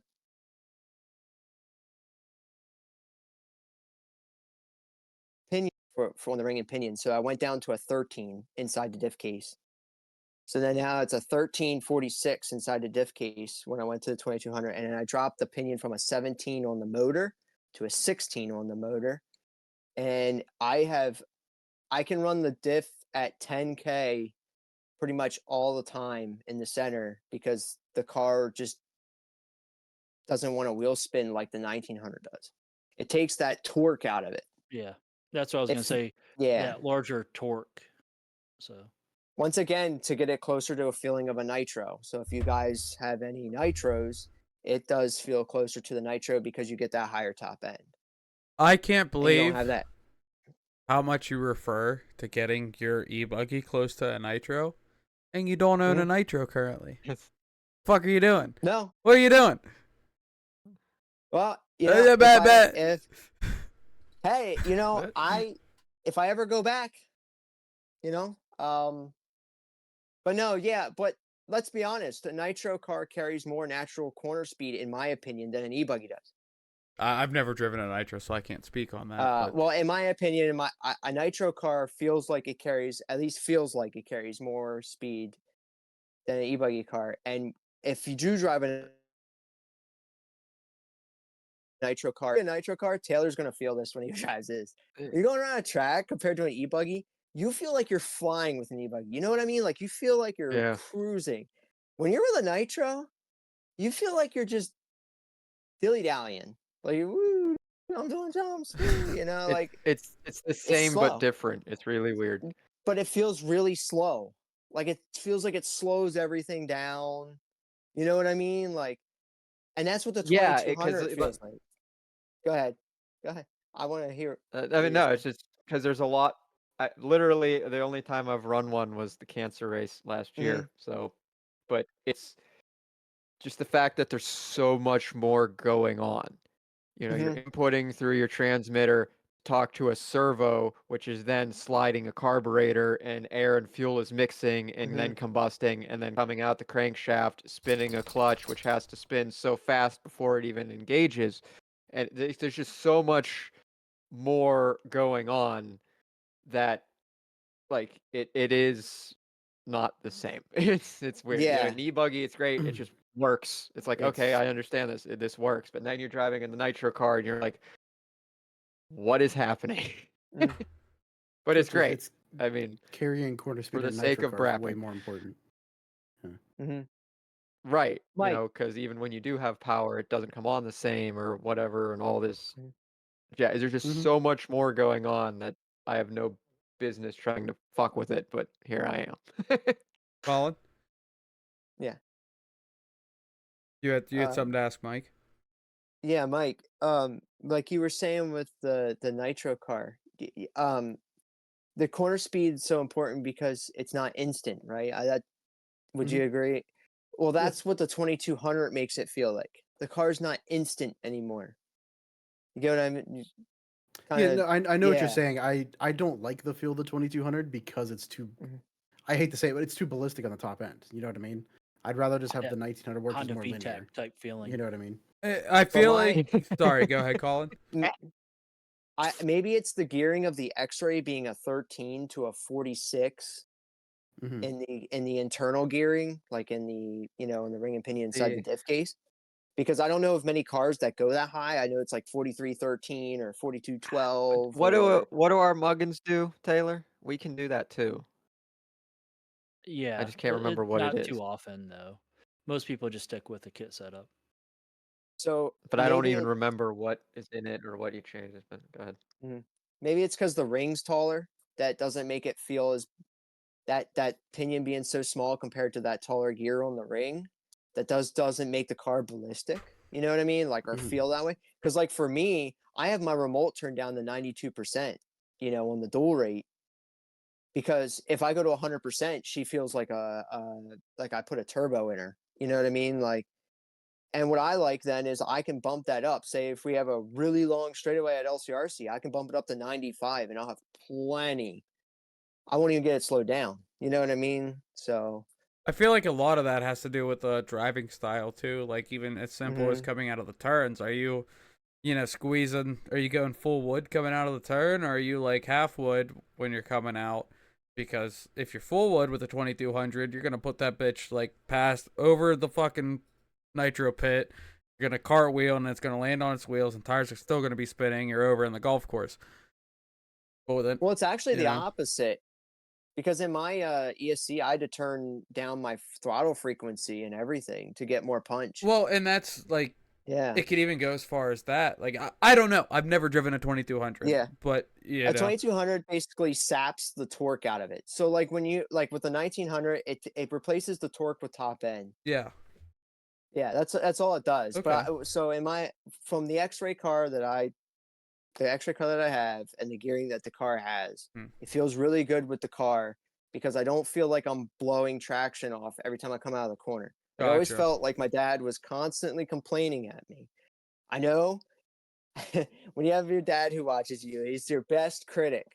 Because my dad would always tell me, you're blowing off the tires when you come out the corner. You're just wheel spinning, making the car look like a snake, blah, blah, blah, blah, blah, blah. And I tell my dad all the time, I'm not hitting the throttle that hard. I'm driving like a two-wheel. He's like, but the car is not driving like a two-wheel. It keeps blowing the rear tires off of it. And you said you just see your tires just spinning and spinning and spinning. When I put the 2200 in it, my dad finally stopped telling me, you're not spinning anymore. I was like, oh, thank you. So from my opinion, it's better for me because I like the corner speed it keeps. Yeah, I just like how and it's lighter. The motor is lighter than a 1900, believe it or not. What brand? Hobby Wing. Okay. The 2200 is lighter than the 1900. Okay. Significant amount too. Pretty impressive how much of a difference it is. Interesting. Like I actually have it in my engineering brain. I have the numbers right here in my book. Ooh. Like the 1900 is 315 grams hobby wing. The 2200 is 285 grams. That's nice. I would imagine it's what the rotor's what's different. And the right? magnets. Yeah. Yeah, the magnets don't have to be as torquey, so they're not as. I guess the rotor. See, when it comes to the T-cans, the rotors are all the same. Just the can's different. I'm not sure with hobby wing that way. And the windings within the motor in the case. Because all the T8, the whole T8 generation uses the same rotor. Except for the Mike, T8 eyes. Go ahead. Sorry, that's all. Well, that's an indoor motor. Yeah. Yeah. It's a smaller can too. I don't. I've been testing shocks, but that's its own juju. I don't. Yeah, everybody has their own theory on that. That's like, I don't know what to say about shocks. I've been testing a different piston setup than I had all last year, and I like that better than the other one. And What did you run last year? What's the new piston setup you're running now that you like? last year was I ran in the front like the Testman and with the ETH and the mechanics were running. So like the 8-hole split front with like the 8-hole 5-1-2 3-1-3. And then in the rear it was a 6-hole 1-3-5 the whole way around. This year I went a lot simpler. Just went 6 holes the whole way around, but with a lot bigger holes. So in the front 1-3 1-4 split, and in the rear a 1-4 1-5 split. And then I went with thicker sway bars to stiffen it back up. So like a 2-2, a 2-4, and when before I was on like a 2-0 2-2, sometimes 1.820. Oh, he said 2-2-2-4, and then he says that's thicker. Wow. Okay. Yeah. Well, I was down to 1.8 2.0s on the first car, X-ray car I had. So that's a big jump for Damn. me. Yeah. So it's a big jump for me to go from a 1.8 in the front to a 2.2 in the front. So yeah, and then they shortened the chassis up by 4 mil on the past Oh, two they did? generations of car. Yeah. We had this, I still have one once again because I test everything. With the shorter chassis, did you find that it No. gains some rear bite and a little bit more rotation, or no? So they took it all out of the rear of the can. So like the whole front here is the same, but they just took this where the rear clip is and just shifted everything 4 millimeters to the front. So like the front drive shaft's the same, but the rear drive shaft shorter, center drive shaft. That actually, weirdly enough, because it shortened the wheelbase so much, gave it more grip. And what Mike does not like, more initial steering. Yeah. Transferring more of that He's weight here faster. more so- like this. He's Yeah. like, yeah. So it keeps corner speed better. What I do miss from the longer chassis though is it was more numb to the track changes. I personally. So like the longer chassis, I could pretty much run the same setup, and if I didn't want to touch it, I didn't have to. You know what I mean? But with the shorter chassis, I think the window of setup is a lot more narrower. That's why I went to the different piston setups, my different piston setup because it kind of widened it. I'm still currently running the taller shock package, not the new XRAY shock package, which is like the AE style shock package where they shortened everything.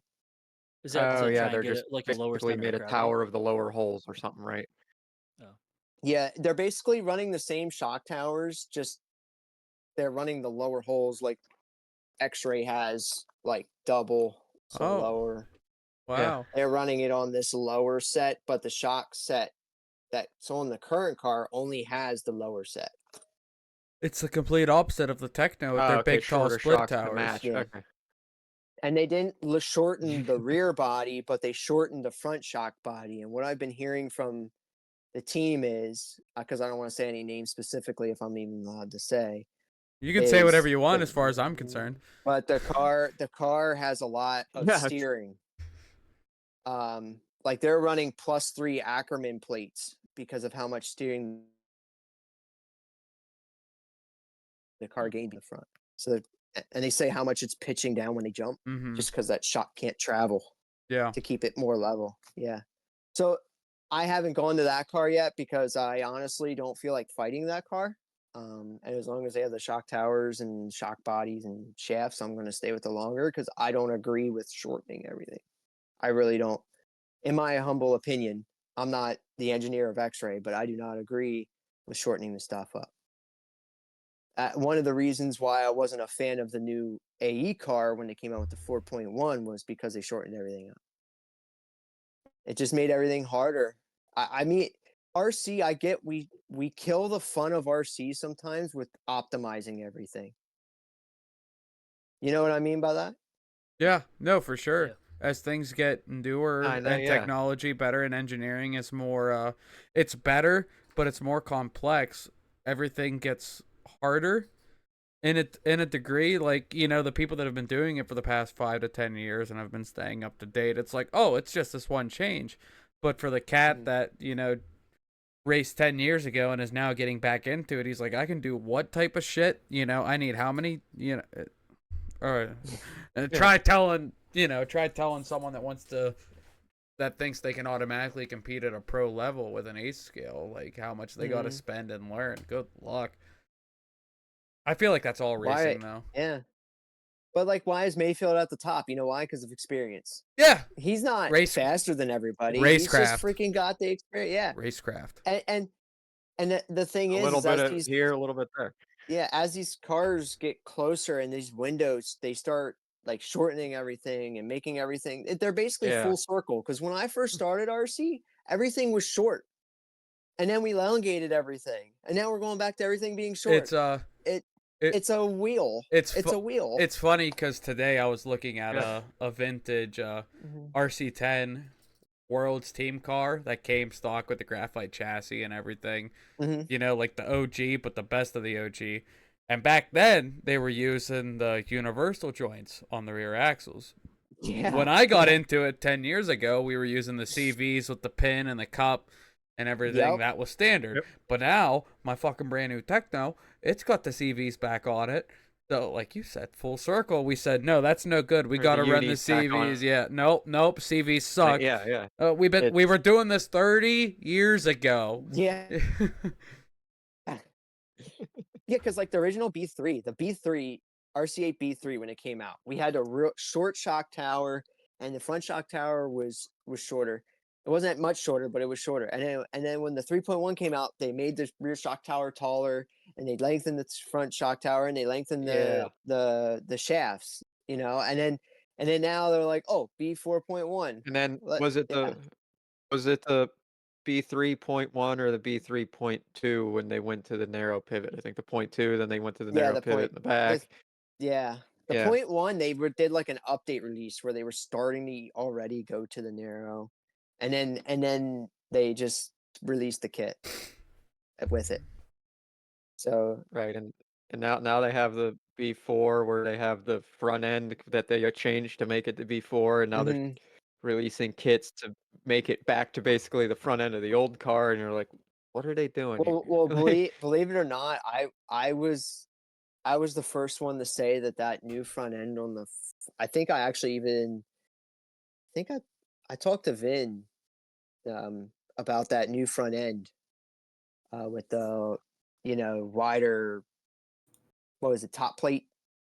Wider upper blocky thing. Yeah, and then the outer hubs were narrow, like less of an angle or whatever. They had less KPI than the old car did. Was it like 8 or something? Yeah, I think they actually gave a number. It was 8, and now they're releasing the kits to.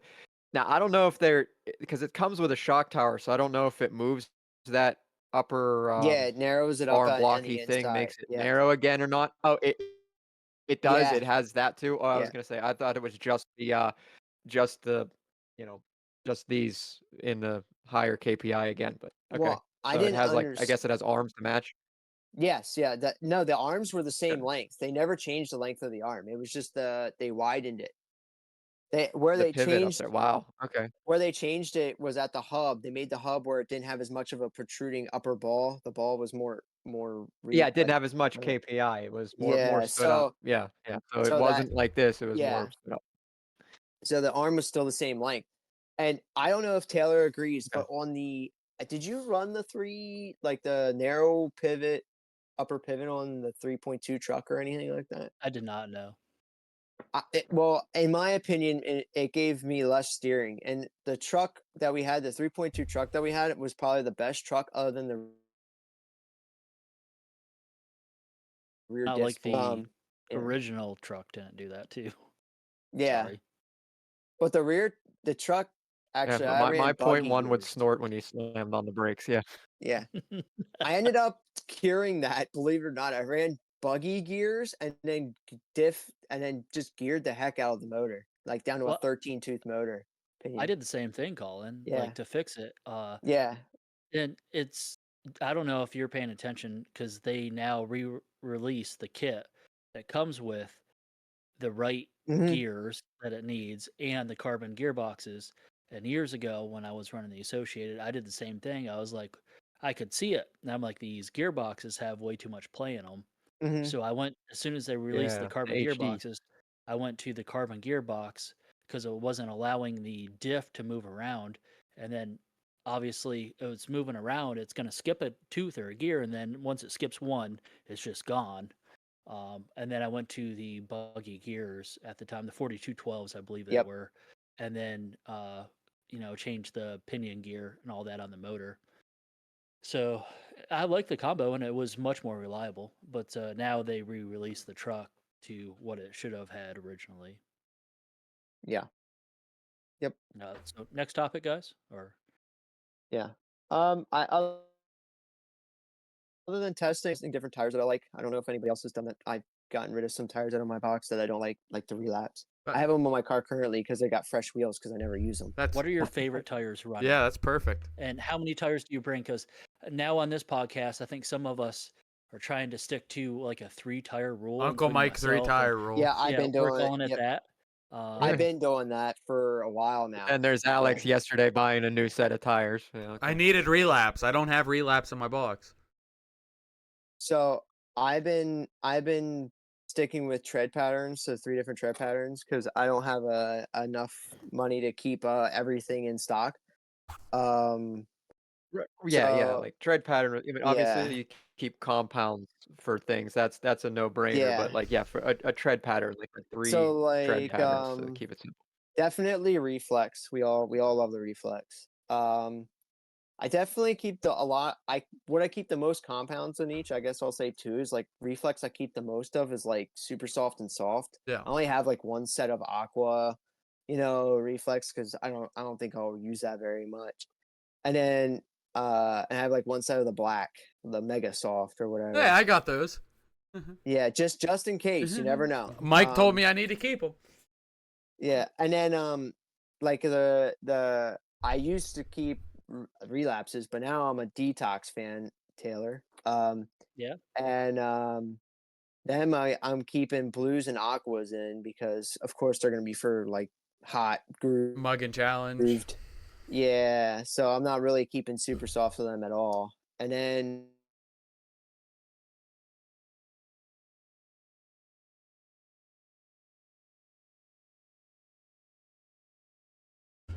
Oh, we froze. Stand by. Stand by. Shit, fuck, shit. just for if I go to a track that's really crappy or like really not crappy, but really loaded with loose dirt and stuff like that.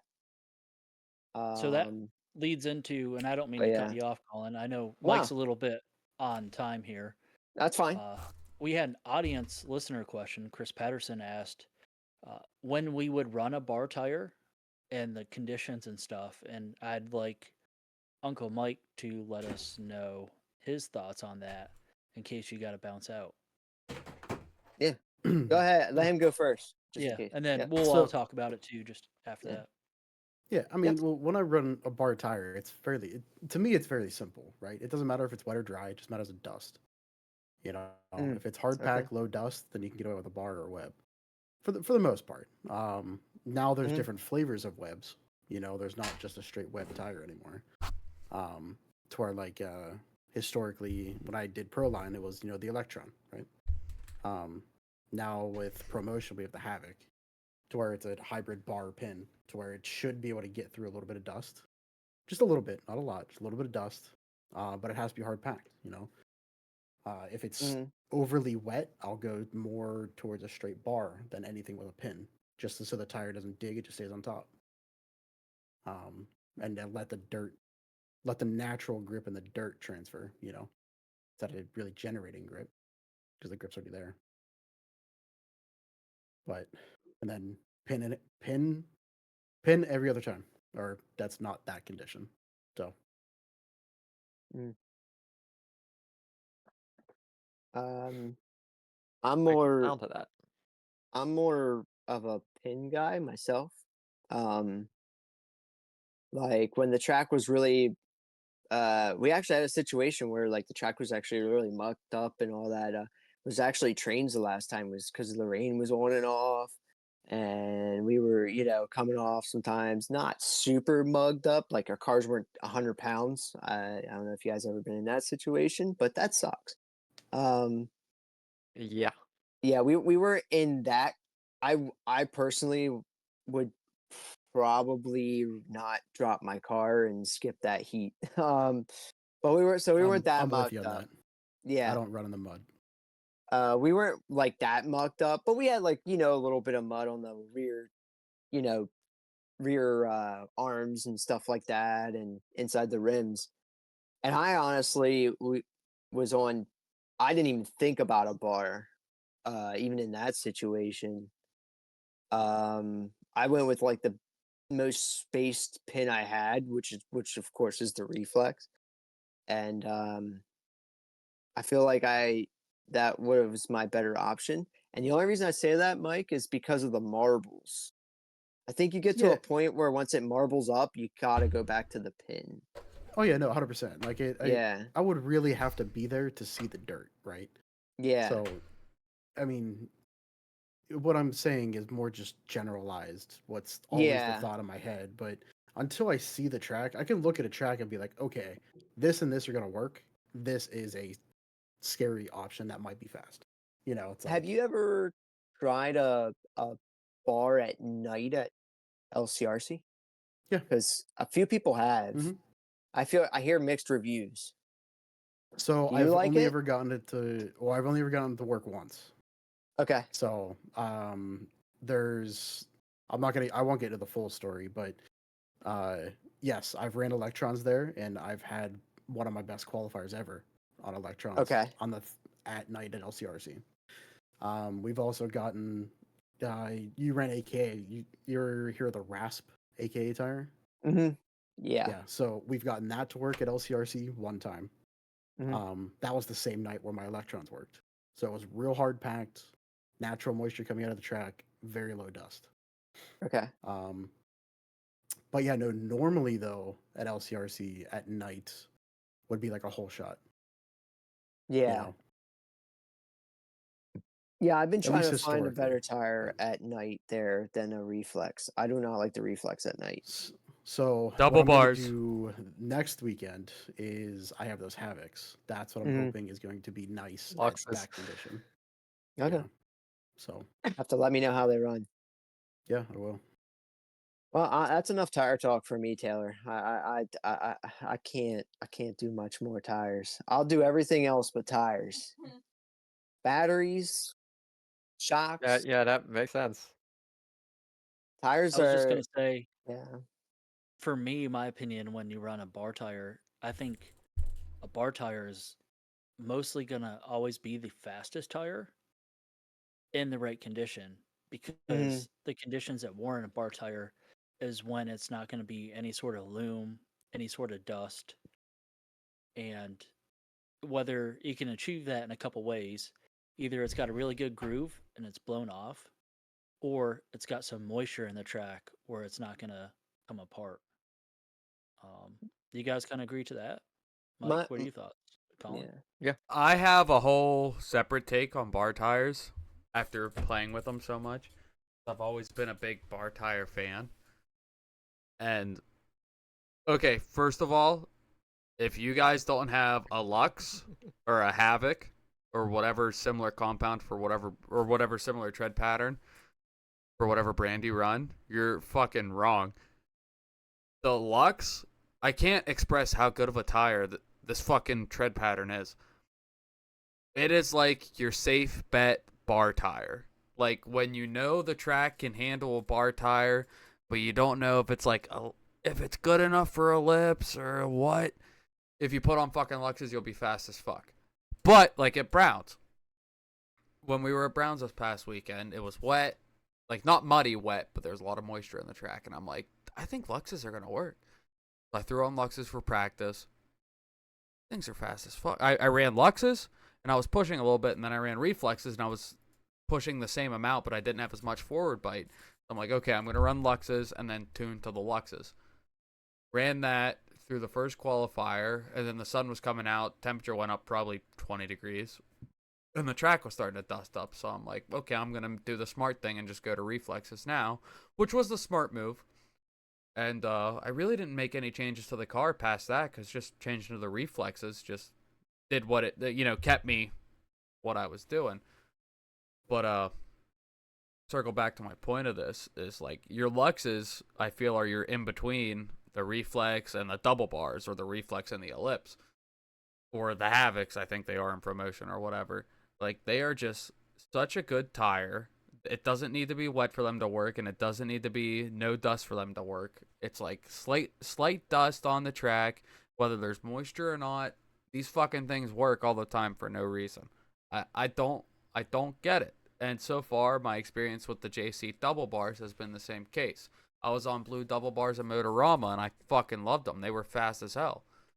But that's me. That might be a controversial opinion, and that might be an inexperienced opinion, but I don't know if anyone else is playing with the bar tires as much as me, so.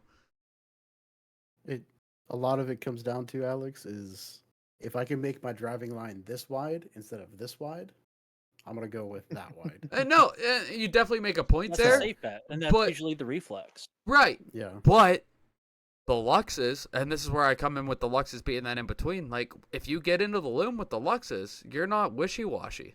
Like, I'm telling you. Like, yeah, your driving line does go from the full 8 feet or so of pipe to 4 feet, but if you went to an ellipse, now you're 2 or 3 feet. But the Luxes, you still have that in between where you can get into a little bit of the loom and still be able to control it. But when you're not in the loom and you're in the groove, it's fast as fuck. And faster than the reflexes. But the reflexes are better all the way around. So, like, if you can just drive the son of a bitch in the groove, you're better. But if you get a little bit out, it's fine. I don't know. Luxes are the greatest fucking tires since ever. And I'm sorry for talking shit on them last year. That's all I'm saying. Double bars have been really good in my testing so far, too. Just something with the JC rubber. They wear a little faster. That's the only thing I've really noticed is the green double bars compared to super soft long wear Luxes. The green double bars wear a little faster. That's the only thing I've really noticed. I feel the performance between the two are about the same. But Oh, I tires for me are just as much voodoo as the shock packages. Yeah, I like, because you can do so much with them too. Like, yeah, I play with taping them down to the rim. I play with that a yeah. lot. Are you saucing? Are you Yeah. cutting them and then gluing them back together to make them Yeah. a little shorter? Are you trimming the foams? Are you I gluing used the to foams? V-cut. Yeah. Yep. So Do you still do any of yeah. that, Colin, or do you just throw the foams in and go anymore? I like taping the rears. Even if it's just, I learned it from actually Lutz. Lutz has a YouTube video out there. It's carpet tape, because I don't like gluing them because I get glue on myself because I'm not that good with glue. Yeah. And Pecker. yep, there you go. You got it. Glue the handle of the pecker every time. So I end up just like taking, like you can make it thick or the thin, and the rear, if I need grip, I'll just make it that thin piece so the rubber still has like a flex to the foam has a flex to it still, but it won't spin, if you know what I Yeah. mean, inside Yeah. the tire. Yeah. I like that consistency of it not spinning inside. Moving around Sure. in there. Yeah. Yeah. I don't mind it moving like side to side so much as I mind it this way. So I like having at least like a little piece on the inside to keep that in place. And it just makes the rear a little more stable. And then like when the grip does come up, I like having the full tape down the center from like, from each side of the groove there. And because when you're going around a corner, it just makes the car where it doesn't want to dance, if you know what I mean. Yeah. Like, it just wants, when you get that, pull that trigger, even if you yank on the trigger, it won't want to dance. It'll slide, but it won't it won't swap out, I guess is what I call it. And then in the front, it's the most fun to play with because you can really help yourself in the bumps too, by not gluing them at all, like not taping them at all. I don't really worry about it so much in the front. So like in the front, I'll play with it a lot. Like I'll have them not taped, little piece of tape, full tape. But like someone like Mike with the driving and Taylor might not like that. When you fully tape them, it makes that car a little more twitchy. You know what I mean? Because the foam's not moving anymore, so there's no give. So it'll make the car a little more direct. But if you put like the little bit of tape on, it's like a medium, so it's not going to make the car more super direct, and you'll still have the bump handling. But yeah, I play with that a lot. I play with the tape a lot, inside, full. Like I said, especially in the rear, and a lot more in the front. Yeah. So like you'll see my tires sometimes will balloon differently. Like the front will balloon more than the rear sometimes when other people look more stanced and the whole car raises up. So it also helps with that centrifugal force of the body. The car won't stand up as much because the foam's not expanding, making the car come up off the ground No a little pizza bit. cutters. Yeah. Yep. It's a lot of technical stuff, and I'm careful with it too, because like I said, you gotta be careful because once you tape them, you have to cut them open to change it again. So you Yeah, gotta be you kind sound of like you have a very interesting tire box. It's like, so these are these tires. Are these the yeah. taped ones? Well, God damn it! I Wait, have no, them. these are the rear ones. But The one I have, so they're labeled, and like I have them labeled. So right, you the gotta, paragraph in there. These ones are taped with little tape, and these are the yeah. rears for the left side of the this. The and inside the- was glued with JC glue. The I outside mean, was glued with Protect glue, and I even Yeah, tick how many it just runs goes I all the have way on the around the set. tire. So. Yeah, like I make a Oh little Jesus! Sharpie mark with how many runs I have on that set because I want to know when the foam starts to degrade. Like I know kind of when the foam's falling apart by how many runs. And unfortunately, I learned that if you have like a set of super softs on and you overheat them, pretty much done. The foam wise, it's weird. I don't. It just degrades that tire because like if you sit like a one run set next to a set that you ran a whole bunch, even side by side, this tire will be smaller in diameter than this tire because the foam just compressed down and it's just shot. so speaking of tires, Mm-hmm. are you known to throw away tires at the end of a race event? If the foam is shot, yes. So like at LCRC, are you known to throw tires in that can next to the X-ray tent? No, I take them home Okay. and I throw them away at Okay, home. so they weren't your tires I grabbed out of the can. Damn. That's all. No. No, I only throw them away if, like I said, the tread's gone, like everybody else, or if the foam is just Yeah. played out. Yeah, that's the only way I get rid of them. No, when I was at Other than the that, they're practice. Halloween race, I was pitting in the cool kids corner with all the cool kids, and at the end of it, I saw like let's throw away his tires. They were shot. I don't blame him for throwing them away. But I'm like I saw like I think it was Chicky threw away a set of tires. So I was like, well, I want Lutz's tires. So that's kind of cool. Dumpster dive. I'm like green reflexes with like 70% tread. They feel fine. I'm like the fuck. Were they truggy? No, they were buggy. All the wheels, all the tires I Okay. found were buggy. So I gave Yeah. I gave them all. Besides I kept the Lutz tires for myself just to put on my shelf and be like, yeah, Ryan Lutz ran these at LCRC. But everything else I gave to our buddy Lauren because he was just getting into ASCO. I'm like, dude, these are fucking like nice green reflexes. Like you could definitely take these instead of investing into a brand new set. Yeah. Even practice. Yeah. All right. Yeah. Okay. I am ready for another question other than tires. What's one thing you wish you knew earlier in your RC career? It doesn't matter if it's tire selection, setup, how to drive, maybe charging your batteries, anything. Give me or name it.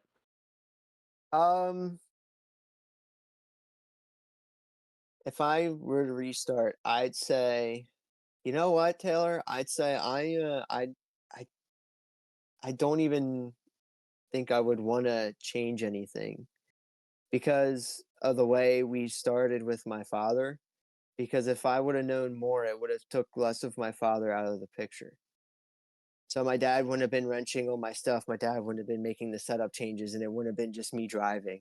I'm kind of glad I was ignorant to the whole setup thing for a little bit, if you know what I mean. For the first 2 years, where we were just running 10 scale, and my dad was doing all the car building and all the rebuilds and all the setup work, and basically telling me if I want the car set up better, you better start learning it. And I didn't take him seriously until we were staying at the same speed for 2 years and we weren't getting much faster. So, not an indictment on him. It's just he wasn't into it like that. So yeah, I don't think maybe just getting in the setup a little faster. So I got a little faster. But once again, I don't think I'd want to, because I really enjoyed those times. Now, especially because I do a lot and most of the car work if I'm by myself, all of it.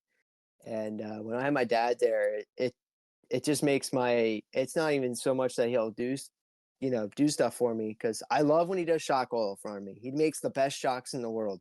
He bleeds those shocks to perfection. But he bleeds them better than I can. But I got perfection next to you too, if you ever want to use it. Yeah. But yeah, so I don't think I wouldn't want to change much, that's for sure. Just because of being a father and son team. Yeah, I don't know how long I would last without my dad. I'll be real.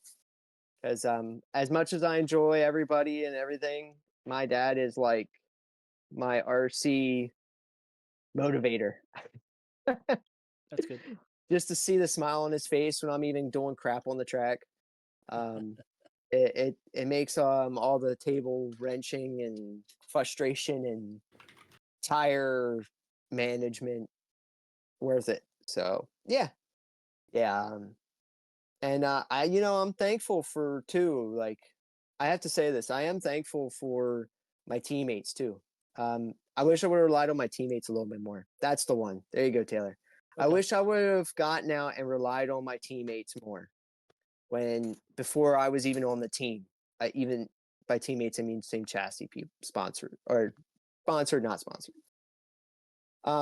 Just because they would have helped me get to where I wanted to get faster. Sticking to myself too much, I guess, and relying on myself to do it rather than being like, hey, you have the same chassis, what do you do? And blah, blah, blah. Yeah. Do you That's guys it. have That's the one. questions directly towards Collin before we do some off topics? At the moment, I think I'm good. I think I'll pick his brain privately here next weekend and try to get a little faster. But yeah, hey, come on over. Davey or Taylor's Mike? over there too. Yeah, I'll be there. Yeah. So, Mike, you got anything? Not at the moment, but next week I probably will. All right. Well, we will literally all be there. Yeah. Well, that's cool because I'm right. If you know where Taylor is, you know where I am. So I should be pitting directly to Taylor's right. okay, so I'll be to his left, towards the wall. Yeah, you'll be on the big. Real quick, can you cross your arms for us? No. Come on. Nope. You did it earlier, He but I already wasn't ready did. for it. He had it. I partially did it. What's up with these X-Ray drivers? They won't do the thing they're supposed to do. Gavin wouldn't do it. I only do the thing I'm supposed to do when X-Ray goes, hey, can you do this for me?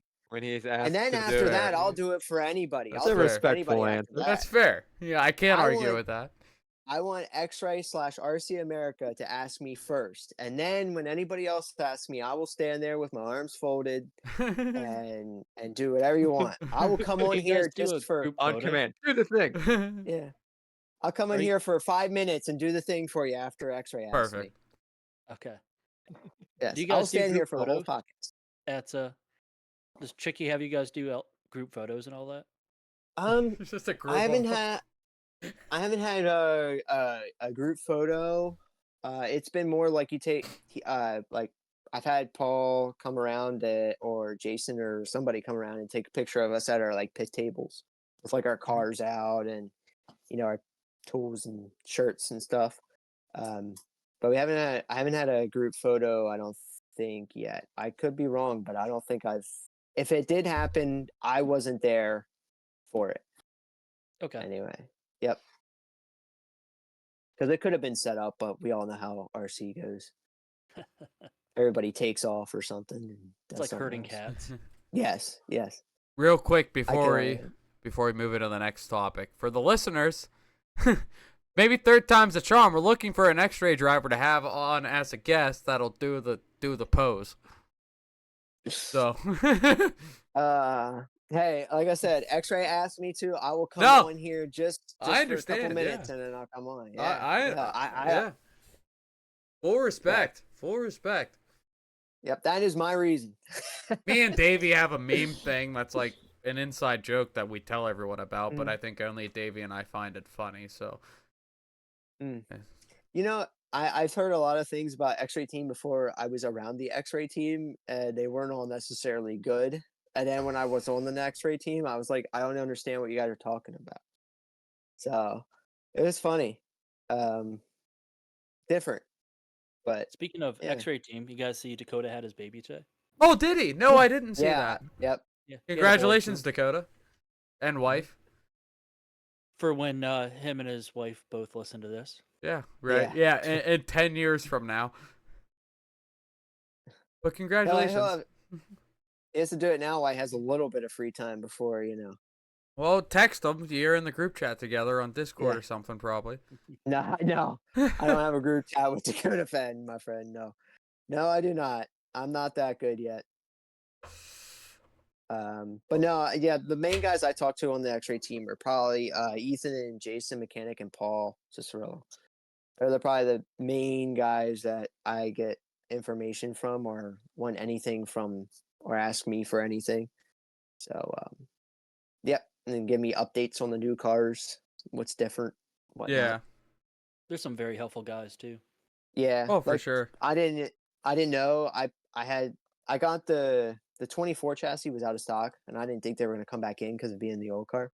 So I got the new chassis, and you had to buy a couple things, and they're saying how the chassis flex was a little different. It had more flex. So I didn't even know that. So now I know that going to LCRC because I didn't unfortunately get to test it this weekend because we had family stuff going on. So Yeah. But yeah, when I do get on the track now, at least I'll know like, oh, this feels weird. Well, it's probably chassis flex or something like that. So I got a couple things that'll help with that. Maybe stiffen it up if I need it. So, but yeah, those guys are great. You guys need help too. Like they'll help you even if you don't have an X-ray car. Like, Oh, yeah. Yeah, no, they're quiet. They're a little great. more. They can be a little more quiet into their X-ray corner. But if you go up and ask, yeah, they'll definitely help you. Yeah, I second that. They're all great guys. I mean, like Mike said in the last podcast, never met an asshole in RC. Yeah. Which, Yeah, well, I've met a couple, but they don't travel around. Yeah. They stay to One themselves. out of 50. Yeah, that's a good bet. Yeah, I am myself. I'm pretty easy to approach, but it depends too. Sometimes, I mean, we all have our moments. Yeah. We can be like, oh man, this is just a bad weekend, and I don't want to talk to nobody. But Fair. I'll still brave a good face, even if I'm wrecking every other corner. Yeah. So I'll call out a group from like Massachusetts in this category, but they were only around once, so like Mike said, 1 out of 50. yes, yeah, I agree with Mike on that one. Yep. All right. Anything else? Hey, Colin, have you been following our point series? I seen the first one that you guys put out there. The manufacturer or the drivers? In case you didn't know. I was actually more into the manufacturer one Okay. than the driver one. I kind of like that one. I like how it involves more than just a singular person. Yeah. Like it's a group effort kind of thing. I felt like our audience would like probably rooting for their own home brand or anything like that. So that was the original idea. And then, of course, we just wanted to do drivers out of it as well. I did like the pie chart too with the percentage of which car. That was race not race time. Elite made that. Yeah, I Yeah. did like that too. That was I know you guys didn't do that one. I should have said that, Yeah. but yeah, I like that one with the No, that manufacturer was one, really 'cause that was interesting. cool. Yeah. Yeah, I was like, dang, HB's still got a higher percentage than X-Ray? Man. So does that mean that you're rooting for X-Ray to win this out of our cup? I want They're them sitting at to. 5th place right now with 34 points. I want them to, but the amount of techno drivers on Techno on stacked. an event Yeah. is amazing. So as much as I am go X-Ray, please win X-Ray. I think Mike's Techno's got this on us, unfortunately. And There then is a lot of techno drivers. I'm going to Yes. assume Dakota's probably out of Silver State will be our next event to go into the Yeah. points. Yeah, he's already hurting I'm after assuming he's- missing P and B, so Mhm. Mayfield might have this whole thing wrapped up. Maybe Chase Lemieux. I'm not sure who else might be at Well, Chase Silver missed. State on an X-Ray. He missed out on P and B because he was at World's warm up in Australia. Yeah. So, yeah, it gets Well, weird, at le- but Well, for X-Ray, like I said, there's just a lot narrow. Like the few people that are running it would have to do really, really good, and the mass of techno guys running it would have to, for some reason, just not show up or just not do great at all. yeah, But you know essentially. who they- X-Ray is still ahead of is Team Associated. And TLR. Sparko, I'll Mayako, take that. HB, and TLR. The being ahead of Associated, I wish I could text Adam and Chandler right now because I would just be elbowing him. I Just seen. because- I think him and yeah. his dad are at the Supercross event. Yeah. Yep. We actually went last weekend in Nice. Philadelphia. That was cool. Speaking on the points, it's definitely gonna be interesting. We saw it at PMB, but now that we're gonna go farther into the year with it, after a couple of the big shoes left associated for Sparko, it's definitely gonna be interesting to see how that all rolls out of the field. Who do you guys Yeah. have for predictions to win Silver State? Oof. Do we?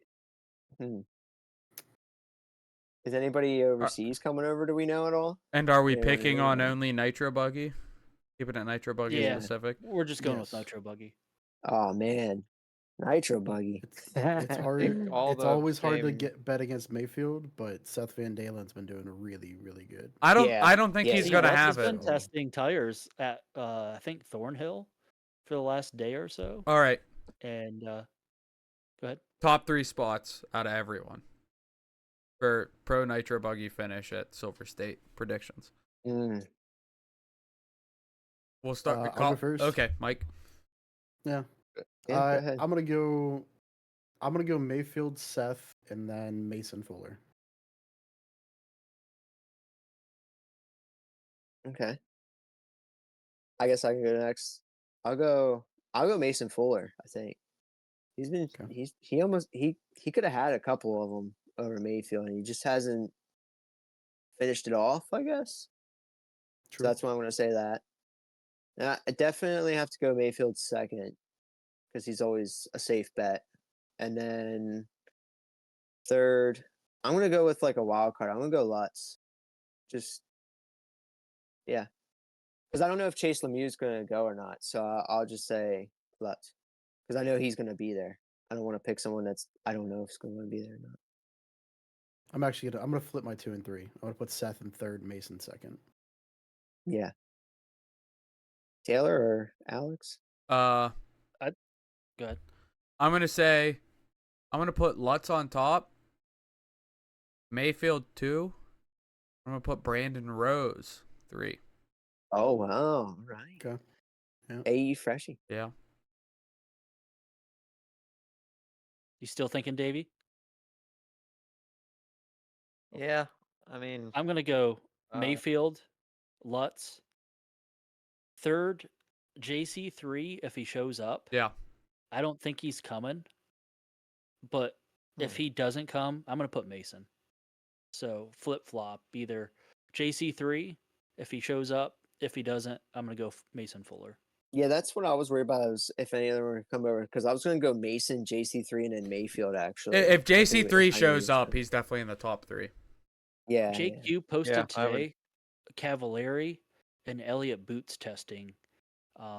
Wherever the last race was at, was it DNC? I Mhm. think they were on that PNV. track testing today. Nothing against the two, but they'll definitely be A main. They'll be Yeah. on the lower side of the top 10, if not out of the top 10, in my opinion. And I think it was DNC on that same track where they had a bump into the A main, I believe. Yeah.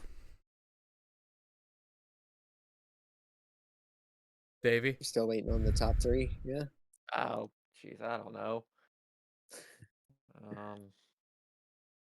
Do we know if Dakota's gonna make it? Did we- Probably not, because he had He his had a kid baby today. today. Probably If you didn't not. hear. Right, Yeah. he's still gonna be out. Yeah. He'll probably be out for the next 2 months.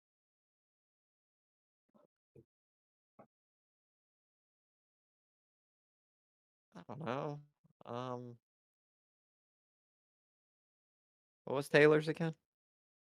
I did Mayfield, Lutz, JC3 if he shows up. If not, Mason Fuller.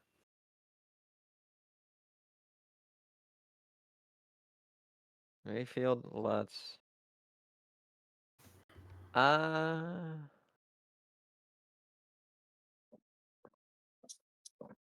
So I think Mayfield's just gonna win it this time. I don't know. Mayfield's definitely going to I set don't know. TQ. Let me just make that clear.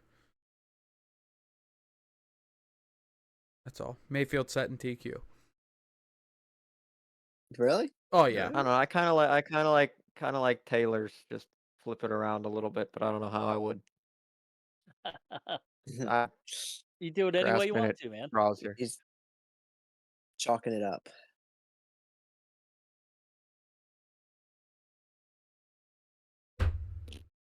That's all he's got. All Carry All on. That's all he's got. All Move right. on. Boring. Uh, This Honestly, is where if we though- had a producer, they'd do the boo. Yeah. See, we need sound things. we need a Boo, soundboard. Gavin. Yeah, I need to figure out I how to thought put Uncle a Mike was soundboard. supposed to be the producer. Well, I never even thought about adding a soundboard because I can pull up a soundboard on the Googles and then add it as an audio source. So, like, next time, maybe. Taylor, though. Alright. Taylor, I have a question. Yeah, go ahead. If it's good at this time. The reason when you think about the younger guys, especially because I'm 25, one of the younger guys too. I like to root for them, but why? Other than racecraft, honestly, Mason Fuller has had his chances. What is the reason why you think? Is it because Mason's worried about Mayfield being the inevitable? Why do you think he always? It seems like once he gets out there, he has a mess up.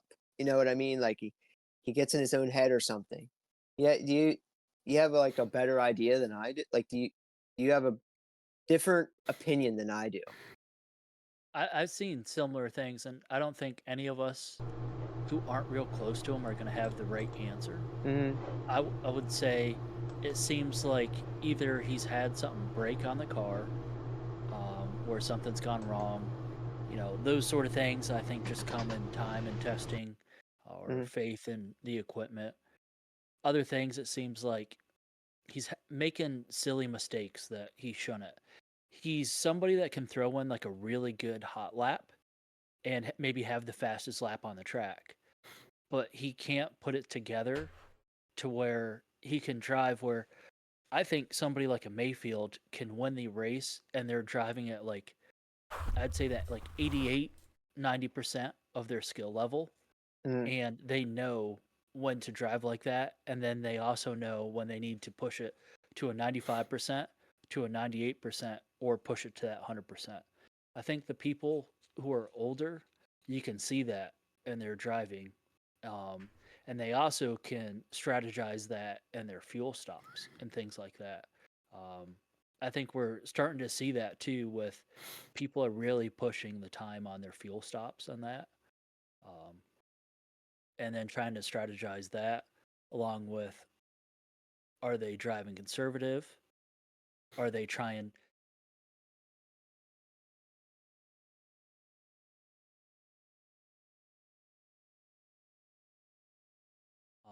are they trying to like I watched Lutz use all three right away towards the beginning, and his strategy was to just get out ahead so that he could, maybe drive at like 95% in the beginning, get out ahead, probably drive at like a 90% and stay conservative and still be in that top three or whatever. But he ended up making some mistakes or got tied up with some traffic. Something happened there. Um, so things like that. So I think it's a lot of racecraft and how you're driving and strategy. Okay.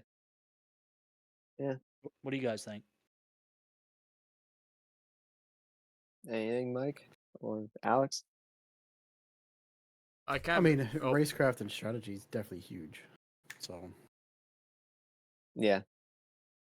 I know. It just seems like he has the raw speed, if you know what I mean. But it looks like he Yeah. sets up maybe the car to be a little harder than drive. Like more set to be fast and easy to drive. And yeah, like when you see his car, it just looks more active sometimes than like what Mayfield says. Like Mayfield seems like it's more absorbent, wants to get through the stuff easier than what like Mason sets his up more to like or maybe drive through it. You know what I mean? I Yeah, don't I know mean if, another good yeah. example is Dakota too. Like Dakota's been hauling ass since he went to X-ray. Mhm. But it's like the same thing. It's not the dumb stuff that used to happen to him, like flames out and stuff like that. It just, it just The I don't know fending. how to what. The fending. He Yeah, fends himself. Mhm. yeah, but I don't know. Just unfortunate things have happened, like at Yeah. DNC where he just fell apart, or he should have won DNC. Yeah, I because that was my same feeling too. Go ahead, Alex. Sorry. But oh, I got nothing. Oh, okay. Yeah. Yeah, that was my same feeling with DNC. He got out there and just that was it. But yeah. I think the one that hurts the worst that I think about all the time is the Worlds. Mm-hmm. Especially the first one, not the one that happened, but like the 20, I guess that was 22 or whatever. Mhm. He was the fastest person, if I'm not mistaken. He was literally the fastest one. It just, God damn. His engine blew up or popped the plug or something. Whatever happened, it's like, if he could have made it past Mayfield and then just made it up to JC3 or whatever, like something could have happened. He could have been on the podium, I which believe would have been sweet. Angaro Like won I don't that know if he one. was. Yeah, yeah. Yeah, so it was on that one was the one where it was Ongaro, Ronald Falk, and then JC3. But yeah, Dakota was definitely going faster than everybody. And for that last 5, yeah, and it was just like, man, what if that didn't happen? What could have happened? He could have probably got around Mayfield because Mayfield even said at the end, it's like, I had nothing for anybody. So he probably could have got around him and then maybe caught up to JC3 and been on the podium, which would have been sweet. But that's Yeah. always the one that comes to mind for me. Yeah, that's a good one. Yeah. I didn't even think about that one. So, anything else?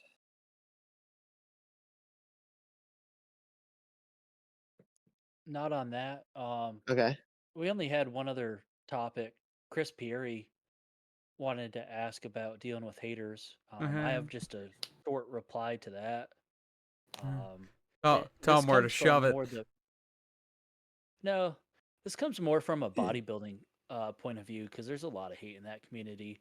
And then I've been lucky enough to talk with some high level people, and it gets brought up a lot as comments and stuff. And honestly, it's like be happy that you have haters because that means that you're successful enough to have something that other people want. Because if you don't have haters, nobody's paying attention to you at all. Then I would feel like so. be thankful for them, but don't put any energy into them. Mostly don't even acknowledge them, especially on the internet.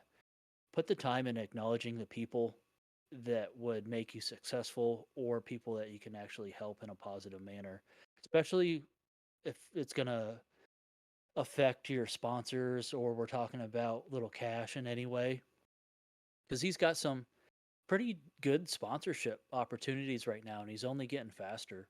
Oh, So I'd rather smoking see fast. him. Yeah, I'd rather see him represent himself in a positive manner to where other people want to adopt him and sponsor him and give him product, things like that. So just put your time into still putting out content online and only try to represent yourself in a positive manner and help other people. That's all I got as far as that goes. Do you guys even have any opinions or anything on that? Tell I him think where you to said it shove really it. well. That sounds good to me. Yeah. I mean, the only thing I gotta say is like, especially, you know, just prove them wrong. You know, like if they say you do one thing, prove them wrong by, if it ain't true, just make sure that you keep it. That's not true. Because I've before just from being in it long enough and being a younger person, I've heard people say, oh, he drives aggressive and stuff like that, and blah blah blah blah. And you prove them wrong by, you can drive aggressive, but you just don't take the people out, and that just prove them wrong. Win races or be up front, because the more you do that, the more you're gonna get of those. So, like Taylor said, the more you get up there, I can only imagine. Dakota Fenn has a lot of people that like him, but I can only imagine how many people don't. So, but yeah, it's good.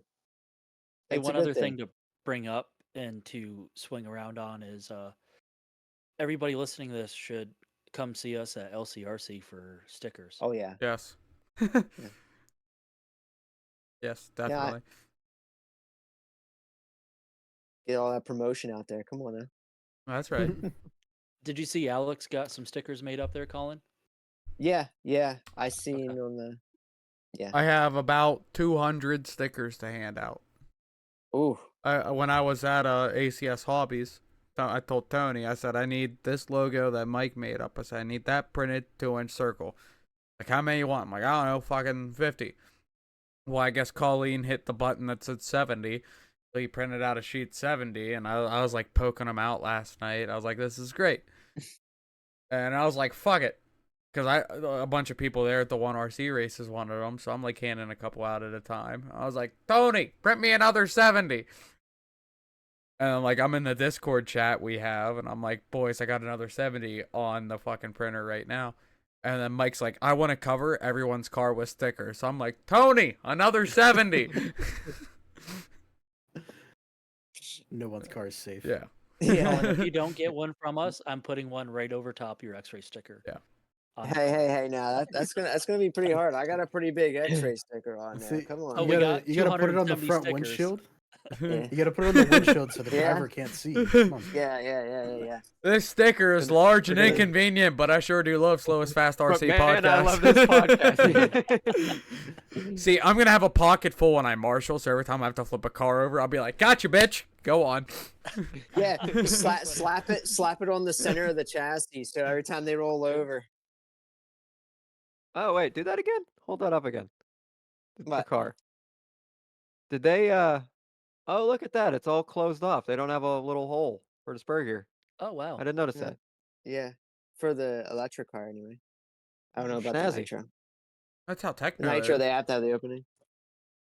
I mean, for the Yeah. fly. I mean, for the flywheel, yeah, Well, but it's for gonna like the start it on the spur bump gear, I box. don't know. That's interesting. Yeah. Well, on the at least on all my other chassis, they've all been closed on the e-buggy. I never noticed that. Yeah. I guess I never Is your noticed that. muggin not closed off, Davey? Or? No, they're open. It has a hole. Yeah. It's the same chassis. Yeah. Well, there's like different hole orientation, I think. All right, I'm gonna be right back. Keep the conversation going. I have something Okay. on muggin, but give me 2 minutes. Okay. Yeah. Well, yeah, the Uh, e-buggy still has the hole for the spur gear. oh, it does. Yeah. Oh, I don't think the AE car does anymore. I think they got rid of it because they put that bracket on the bottom of it to move it forward or And backwards. then, I thought it still does, Oh, it does. but Okay. I know the trucks do. Hmm. Yeah, but you the know what? And truck's I'm like feeling what, I'm 4 years old now? 3? Yeah, something like that. Gosh, Yeah. and I'm it's feeling been really out for a stupid. while. Uncle Mike, does the Techno have a hole in the bottom? Why am So I feeling stupid and not knowing this? Wow. I guess it doesn't. You're right. Yeah. I have you guys anybody else here has tested any other bodies besides like the S15 style body? Or does everybody pretty much stick with the S15? I'm gonna speak on my experience because I have used different bodies, but I don't think I'm at the skill level and repeatability of the same track conditions to notice something Mm. Hmm. that's as small of a change within at least, say, like if you went to a truck body to a buggy body, yeah, that's kind of Yeah. a big change. But I mean, like the S15 compared to like a P2 or something like that, that's pretty Or the similar. stock body that comes in the box. Yeah. Yeah, I don't think I'm gonna notice that change. I think the track conditions I'm with too Taylor. I'm with you. are gonna Yeah. be more of like a change too much Okay. for that for me at least. I'd rather the other guys speak on that. What do you guys Okay. got, Mike? So Techno being the odd man out, the car is a narrow body stock, right? Hmm. So that compared to an S15 is drastically different.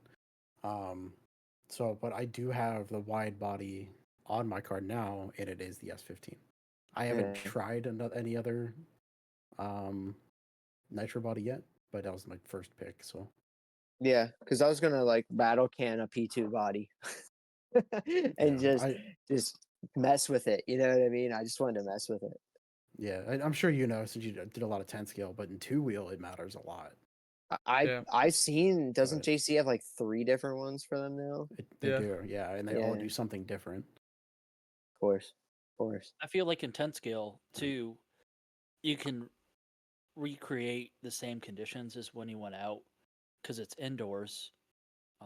As long as they don't do anything crazy like spray the house down with water or something. But especially like if you go to like Hoosier, Hobbytown, any of them that are like a glued surface, and you're prepping the tires the same way, I think the smaller changes are going to be more noticeable than an outdoor scenario. Mhm. Oh yeah. Well, I just wondered because of I haven't played with it quite yet, like with because they actually JC actually made that one for X-Ray also, so that was kind of cool. So I can actually like go back I and wonder forth. why they did that. Yeah, yeah. Well, not only that, the I ain't gonna lie, I don't like the style of that body. I don't like the way it looks. Yeah, Doesn't me really, neither. yeah, but if it works better, it doesn't really matter, does it? Yeah. True. True. So I was gonna I was gonna play with Yeah, that's why I went with the S15 because it looks the best. it. I think so too. Yeah, and Sick Yeah. looking body. it's just clean, and it's looked that way since the beginning. Like, I think you those Mhm. think little A scale winglets on the buggy, I think side of that too look body. kind of cool. Yeah, yeah. Because like X-Ray sells like the high speed they call it, where it doesn't have like the fins on the side. It's like real sleek, like old Yeah. school style with the straight sides, stuff like Yeah, that. my body's actually the original silencer body, the one that came Ah, before the okay. S15. So the one that's on my car is the old. It doesn't have the little on the side. Yeah, it's just the flat, like Yep. I don't know what you Yep. call them, And it's side just out of reach of the cord here. I would get it, but Take take it Yeah. off and go grab it and come back. Just wrap it around your neck and you gotta choke yourself again. Run. I gotta do the thing where it pulls it with. You gotta do the thing. Gotta do the thing. No, but yeah, I just didn't know if anybody messed with anything else. I was just wondering. I never 'Cause, have. eh, I like the narrow yeah. body on the Techno because that's one of the reasons why I love Techno so much. I think the narrow body looks good. Like the old school, like .3 Techno Truggy is the greatest Truggy looking, like visual wise in existence Mhm. to me. But Ooh. that's me. Anyways, Davey That has a looks good, buggy. Dave. Yeah. See, flat sides. And Yeah. I also go back and forth whenever I get a new body. I mean, this one's still in really great shape, so I haven't killed it yet.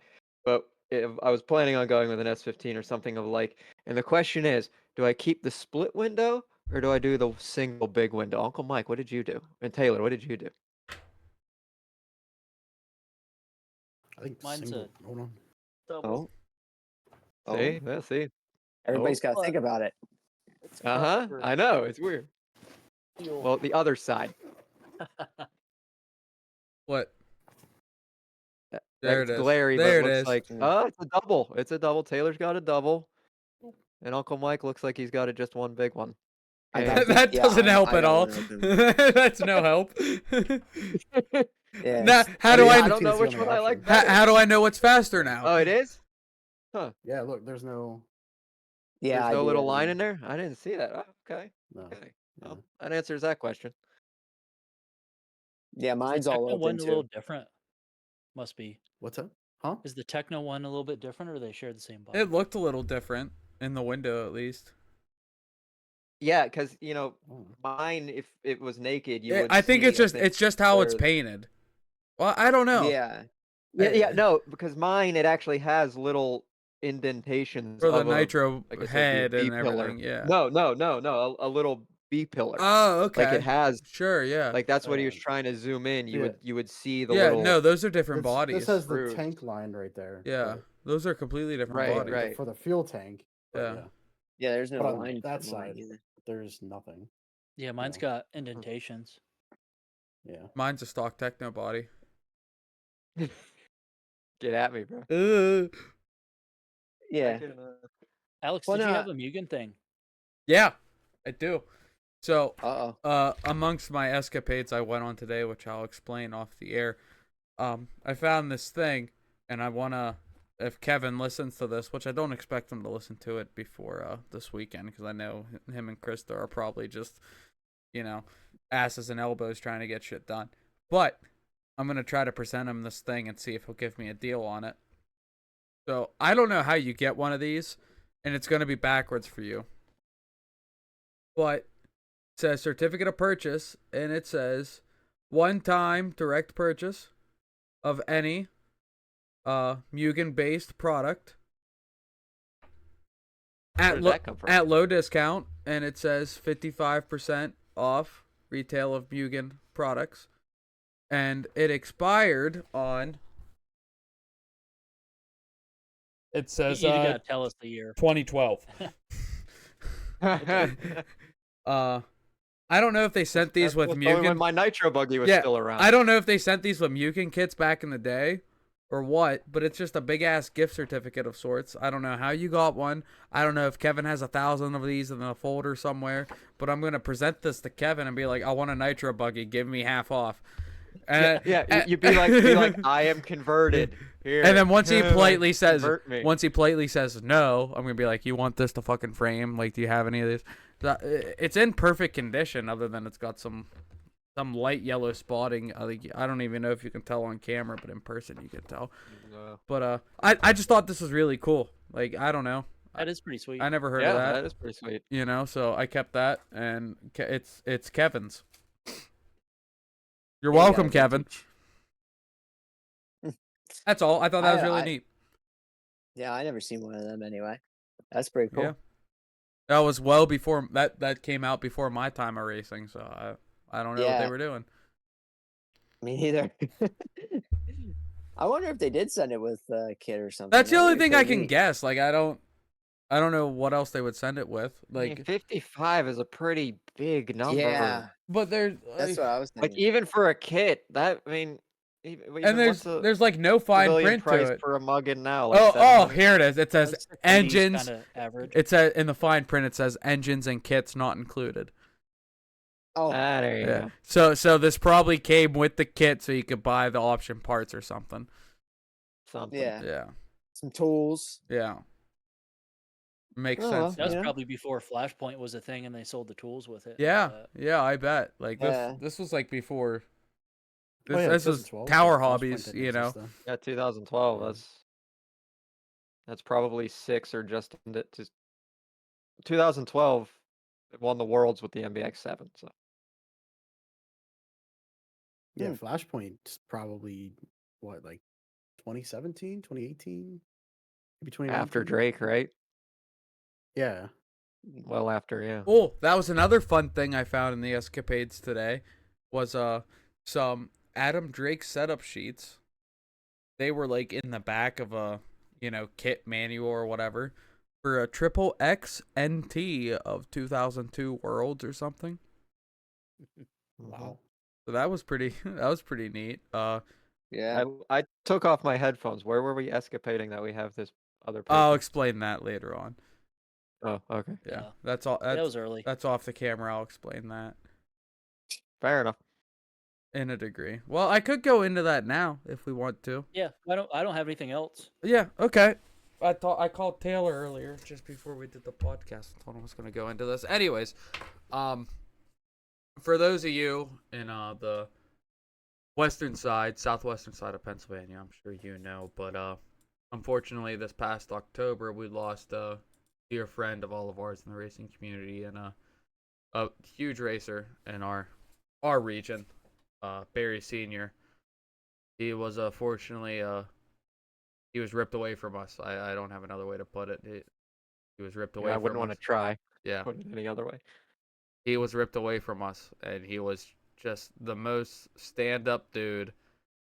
He was in his 50s, and he used to race motocross when he was a wee lad.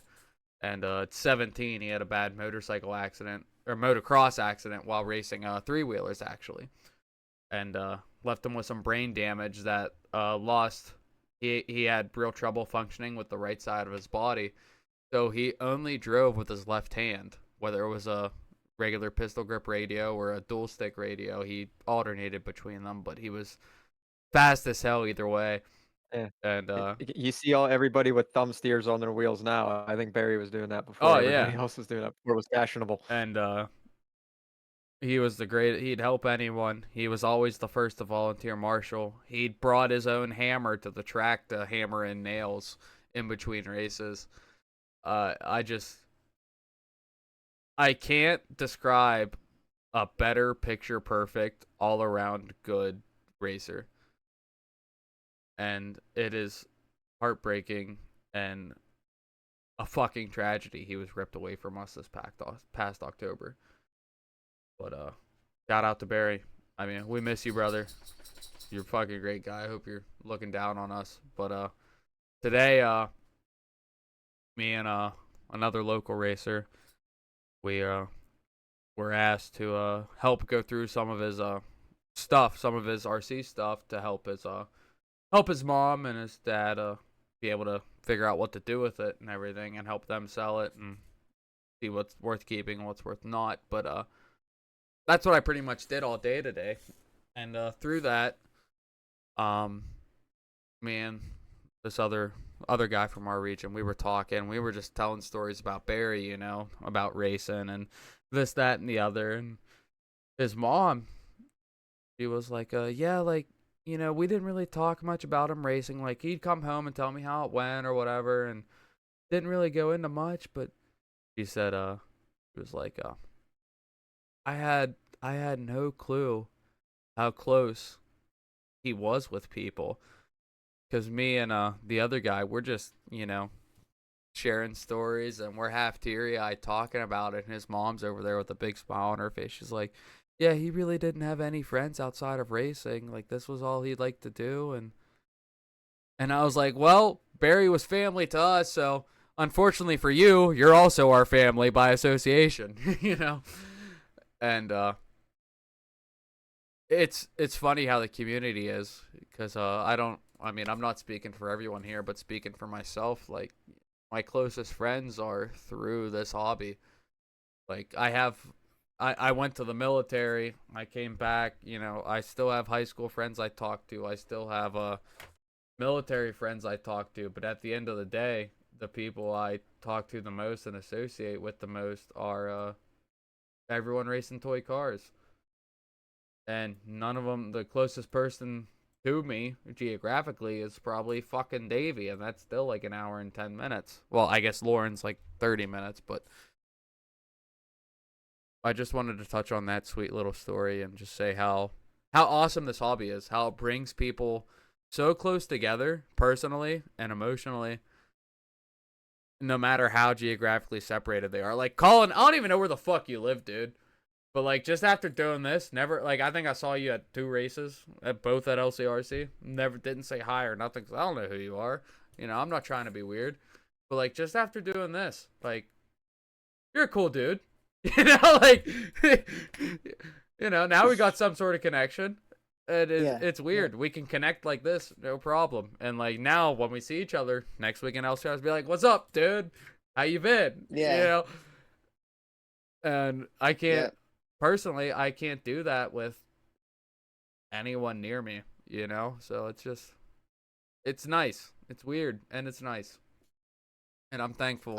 I'm thankful for that. I feel like you guys got more people near you than I do me. Yeah, you live in bumfuck fucking Yeah. Egypt, dude. Yeah. But yeah. Yeah.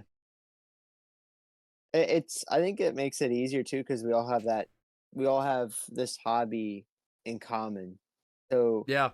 even when we don't want to talk about our personal lives for whatever reason, we still have that hobby. You know what I mean? Yeah.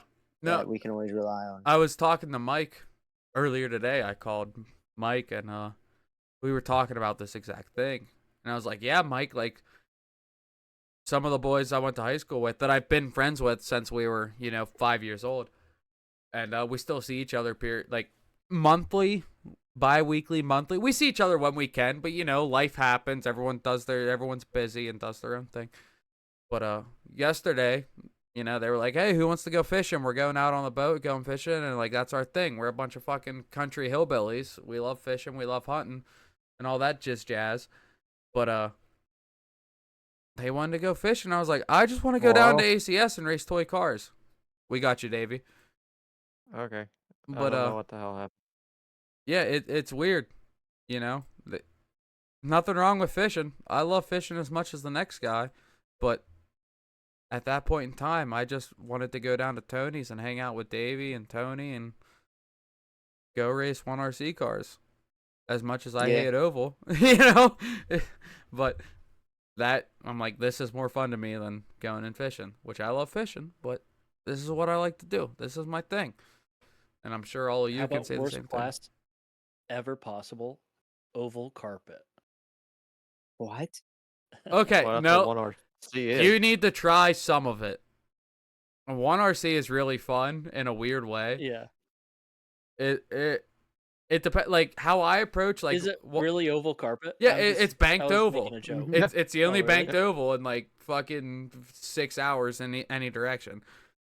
Okay. But for me, it's fun because I don't care about this little 1/18 scale. I don't have them. They're in my car still. I've seen it. I don't care about this 1/18 scale oval car. I'm going to drive it and I'm going to have fun. I don't care about it. I'm not going to throw a setup on it. I'm not going to chase a setup. I'm just going to drive it, and if I win, if I lose, I don't care. I'm having fun.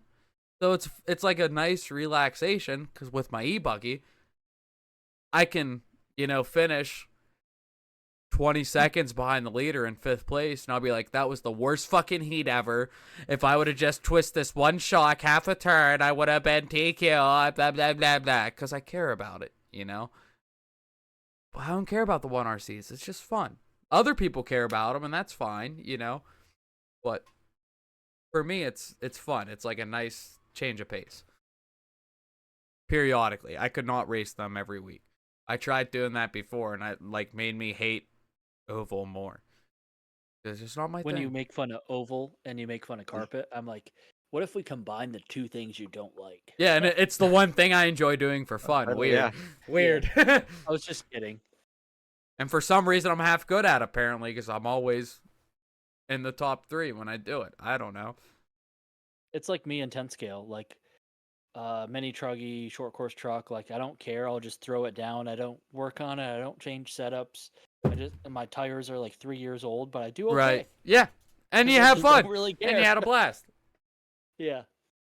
I mean, that was my experience with short course. Yeah, that's exactly how it went down with that. It sounds like you guys are good when you're under no pressure Exactly. Yeah, pretty I really much. because am. you guys are really good at putting pressure on yourselves. Yes. Yes, Are you I good, get. Colin, at doing the opposite? Where, say, you're a main of e-buggy and you're leading. Do you get nervous at all, or anything like that, or putting pressure on yourself? How do you deal with that? Um, I don't so much get. I get. I get a little nervous because I think once you're no longer nervous, you just need to stop doing it because that means you just don't care anymore. Yeah. Um, but like I don't get like shaky. I get more just like I just keep telling myself hit the same lines, don't push, just hit the same lines. Because what I I found, tell like, myself a lot of things, but I'm still up there going like this. So. yeah, it's like, because like the hardest thing for me is not to push the car once I get out front or somewhere out front. Because like I want to push it past its limit, if you know what I mean. Like I want to start like, Yeah. yeah, I don't know. It's just Yeah, it's you're like I'm like, like, fuck, okay, leaders I'm have a, here. yeah. Yeah, like some people go, I'm up front now. I just want to take it easy. No, I'm up front. I'm like, now I want to just Drive away. see if I can get away. Yeah. I don't want to take it easy. Yeah. Yeah. Cause like I don't want to get caught, if you know what I mean. No, Like I don't yeah. want to be the guy that gets Yeah. caught. Yeah, So, I'm the same Right. way. And yeah, I'm not It's so much weird. worried I'm up front. I just don't want to be the guy to get caught. That's all. I put So yeah. Go myself ahead. in funny shoes because, like, this is the fucking worst person to compare it to. But Gavin Fusina and I, like, timeline wise, we kind of started racing at the same time. And he stuck with it for the past 10 or so years, and then I fucked off and did the military thing and wasn't racing, or racing very sporadically for like 5 years when he was racing every weekend. So like it makes sense why he's here and I'm look where I'm at. Yeah. But so now I'm like, okay, well, if I would have stuck with it, then I could have been, in theory, if I cared as much as Gavin did when I was stucking, if I hypothetically was sticking with it, then I could be at the same pace as him. So now I got to play catch up. I got to work twice as hard on the bench. I got to work twice as hard on the track. And so now I'm just like pushing. And then in the grand scheme of things, I don't really care because I like announcing. That's what I like to do. I just like but in the back of my head, I'm like, I don't care where you finish, but you should be racing at the pro level. But I'm not a fucking pro. I'm a schmo. Like, what are we doing here? Yeah. Yeah. I understand that, but I used to feel the same way.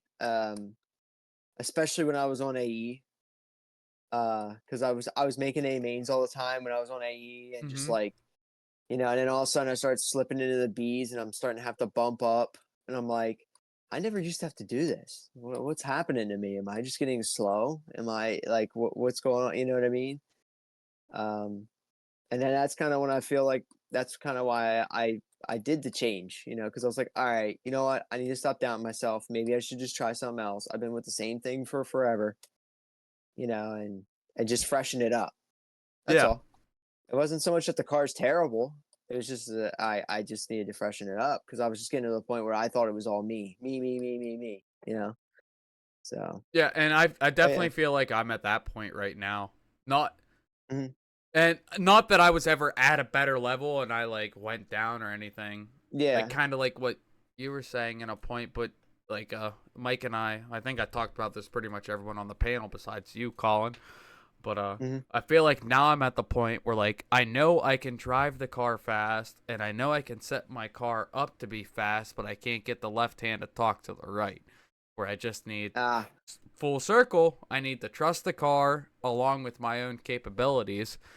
Just fucking set the world on fire with the son of a bitch. Obviously, I'm not going to be fucking Mayfield like that, But I feel like I have, like, an intermediate level. I feel like I have the driver capability to be at an A-main level, and I have the car capability to be at an A-main level. I just can't get those two to communicate with each other, so I'm always like a C main driver. And it's like, fuck. So what you're struggling for is consistency, huh? Essentially, yeah. Yeah.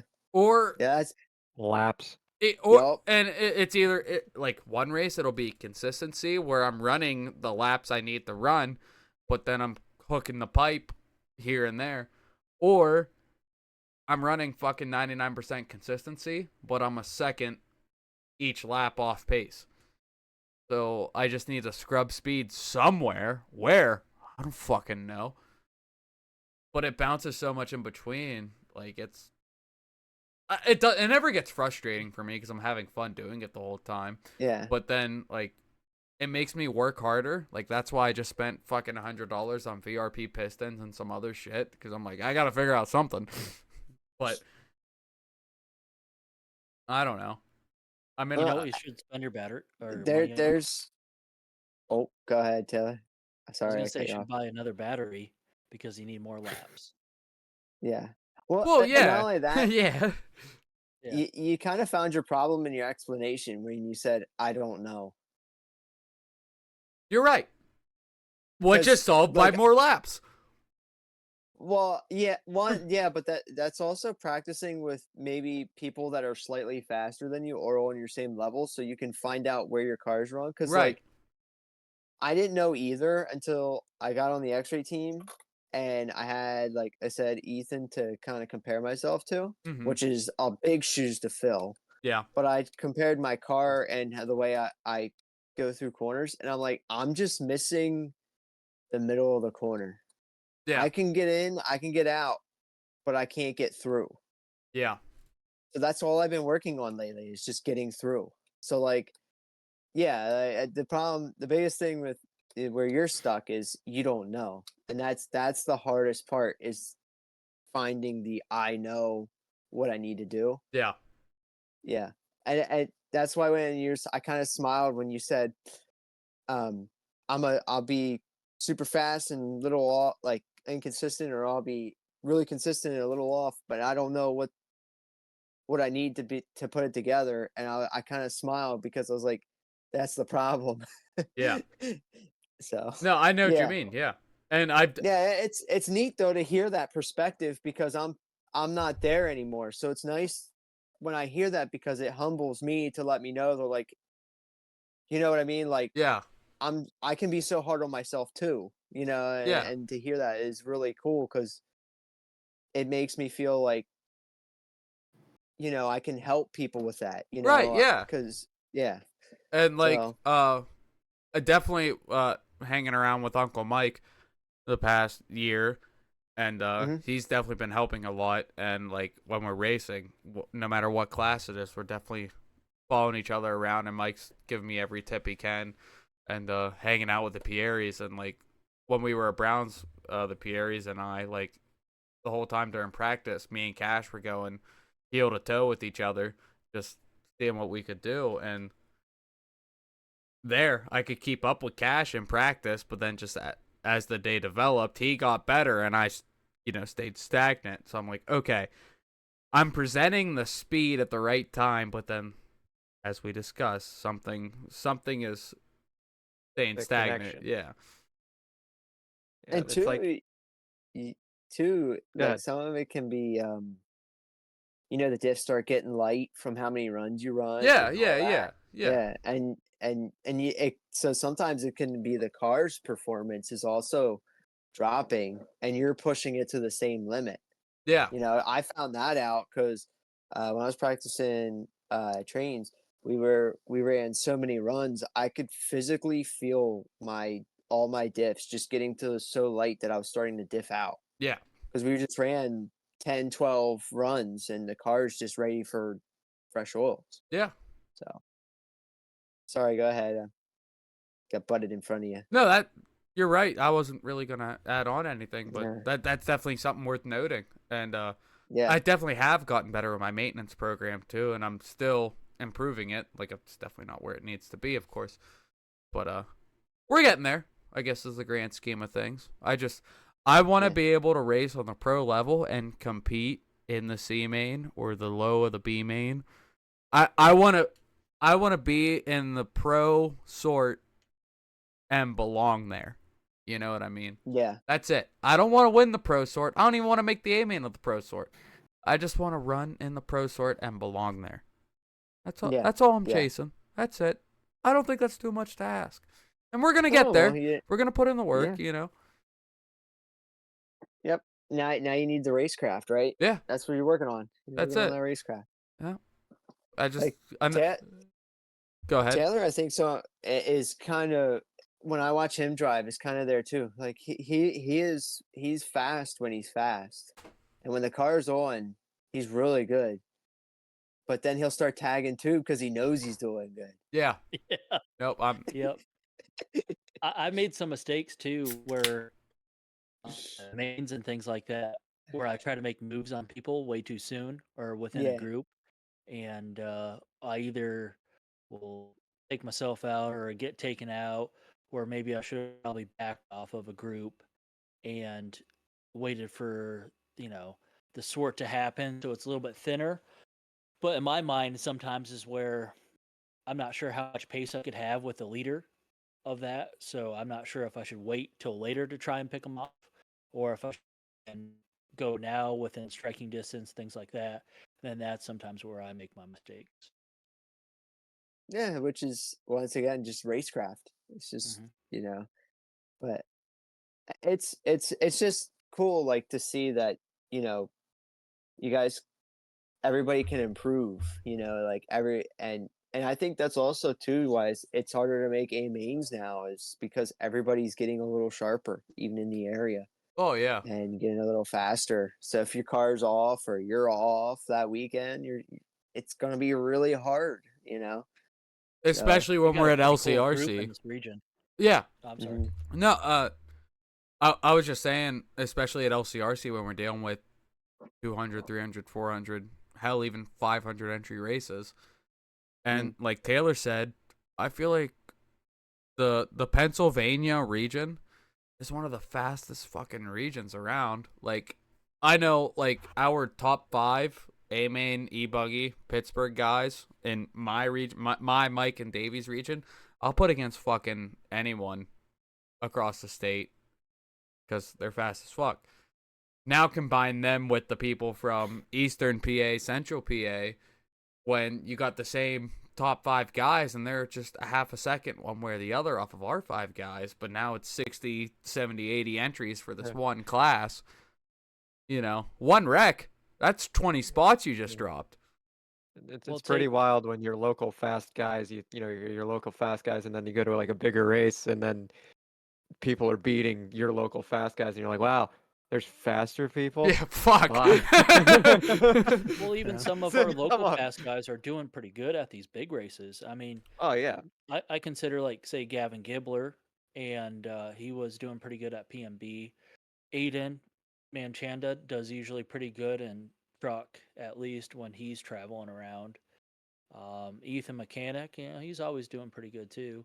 So, like, I would say there are some of our local fast guys that do travel to these races. They're doing pretty good. Oh, yeah, and I agree with that, but I break down our local fast guys like Gavin Vicina.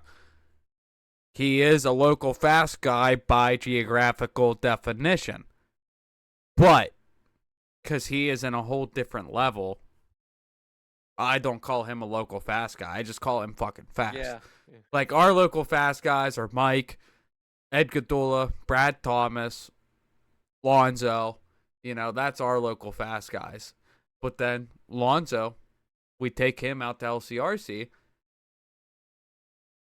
He may used to be Williard. yeah, and they may make the A-Main, they may not, depending on the weekend. Like, they definitely have the and speed it's to. 40 plus anyhow. Yeah, so. but it's that the top 15 are separated by, first place as a 12.502, and then 15th place as a 12.505. Like, fuck, it's not even calling anyone slow. You got 3 seconds of difference between first and 15th place. Like, fuck.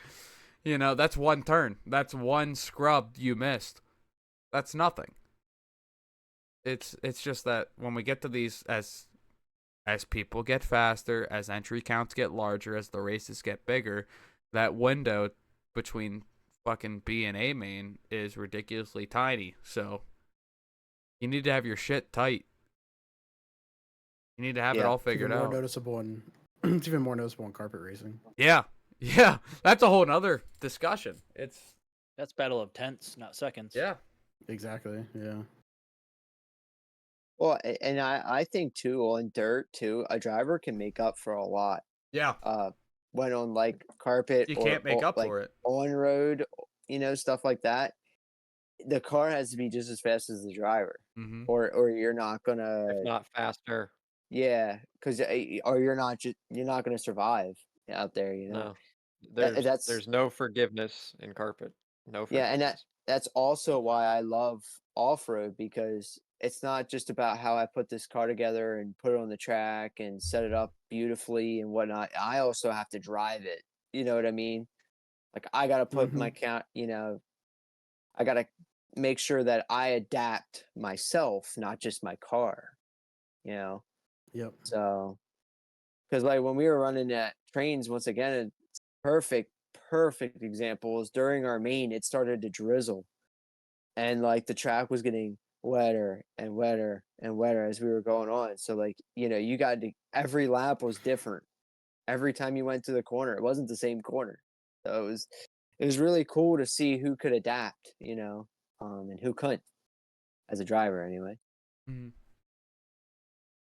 So, yeah, that's what I really like about off-road is you take a lot of that aspect of I have everything perfect. I went to that track and ran 1,000 laps, so I know what it's like, kind of aspect.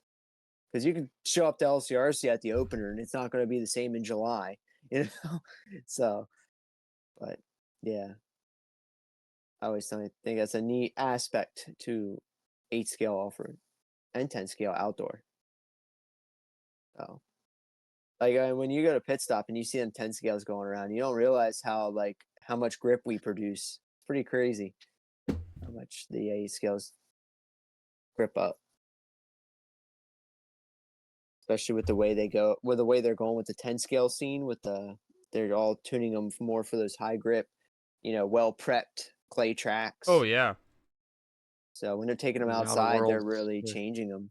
Yeah, Yeah, I we're can't gonna find imagine out what in they're doing to them. October, I think it is. Yeah. Yeah. They have to be changing like the whole car for that, because them cars are like bricks, Yeah, 'cause they're set up they're for made slicks and Yeah. sauce or carpet. And carpet, yeah. So it'll be neat. I kind of can't wait for it, just because it's going to be outside and a whole different kind of track. Down and dirty 10 Yeah. scale, baby, the way it should be. That'd Yeah, be awesome. yeah. It really reminds me of when we used to run pit stop, because like I said, like outdoor 10 scale, you never know what you're coming into, track could be grooved up or the track could be all greasy the whole time. You never know. It was really cool. So Yeah. But Colin, do you have any people you want to thank or anything like that? Any shout outs?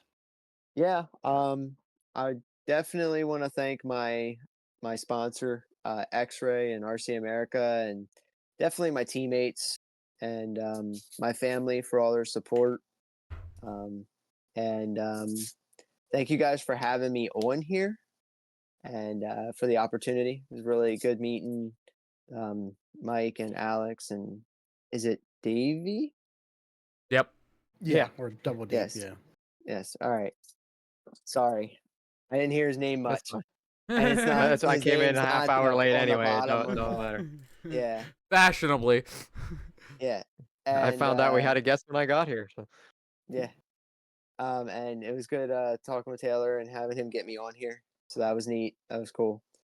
So yeah, thank you guys. I wouldn't mind coming back whenever you need me. Yeah, we'll think So- about it. Yeah. I'm joking. We'd love to have you back. Yeah.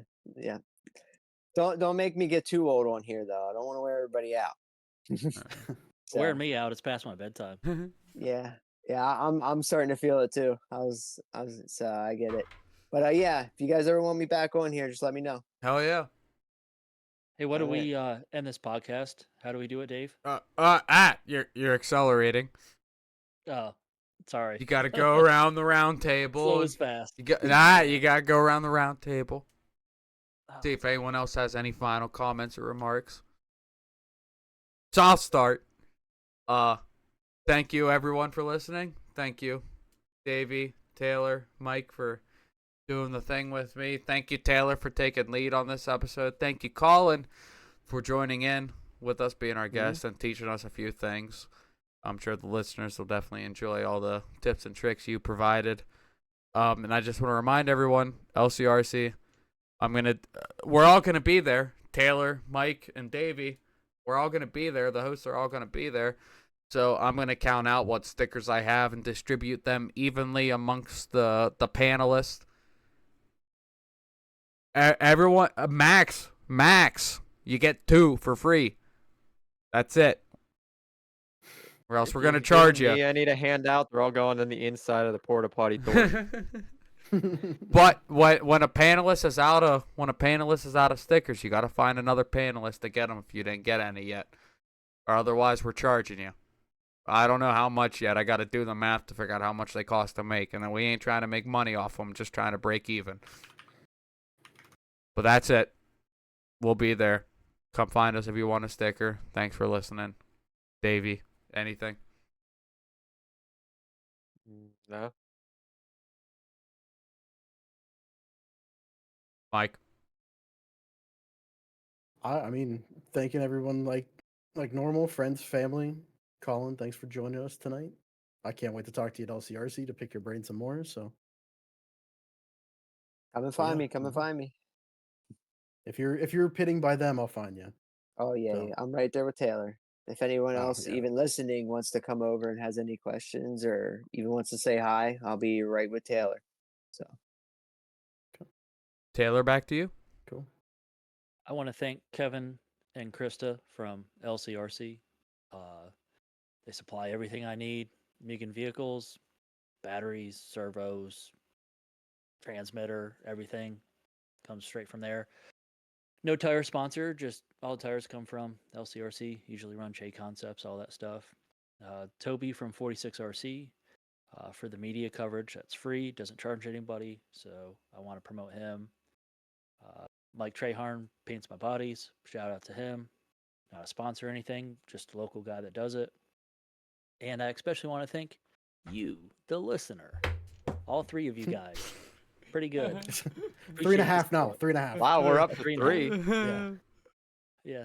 Oh, did 2 of them get together to make the half? Damn. Yeah, They're yeah, listening. there was 2 They're watching, watching on the same screen, TV so- in the living room, Yeah. eating bagel it's bites. Dakota, his wife, and now the newborn baby. That's It 2.5. looks like a half, so yeah, you know. So that's all I got. Thanks, guys. All right, Taylor, see if you can finish it. I can't. Yeah, you can. You got it. I'm not very good at finishing. You got. It's either too early, too late. It's just all over the place. We're just not at all. It just keeps going. And Just going. keep it off And my then sometimes face. I just pretend that Just it was keep a good it off time my where face. it really wasn't. Yeah. It's good for the skip. All I seen was this, Alex trying to catch something. Keep it off my face. That's all. So shoot, I forgot how it even goes. You gotta do All it. right. So, Davey, what do we say? We say, remember to keep it on its wheels between the pipes. And Collin? And Collin, what do we say? goodbye. Kid, let's get you don't listen. Kids don't listen. Don't listen. Hey man, I watched it and then I started hearing the outro and I was like, We don't "Oh, have an God, I'm outro. Yeah. When did the outro come in? We're doing the outro now. It's just the shtick. We're doing the shtick. All right. Okay. All right, slow as fast, everybody. Good night. Good night. Thanks Or again, whenever Collin. you're Good night. watching this. 'cause Bye-bye. this is- Bye-bye. See ya. Or good day.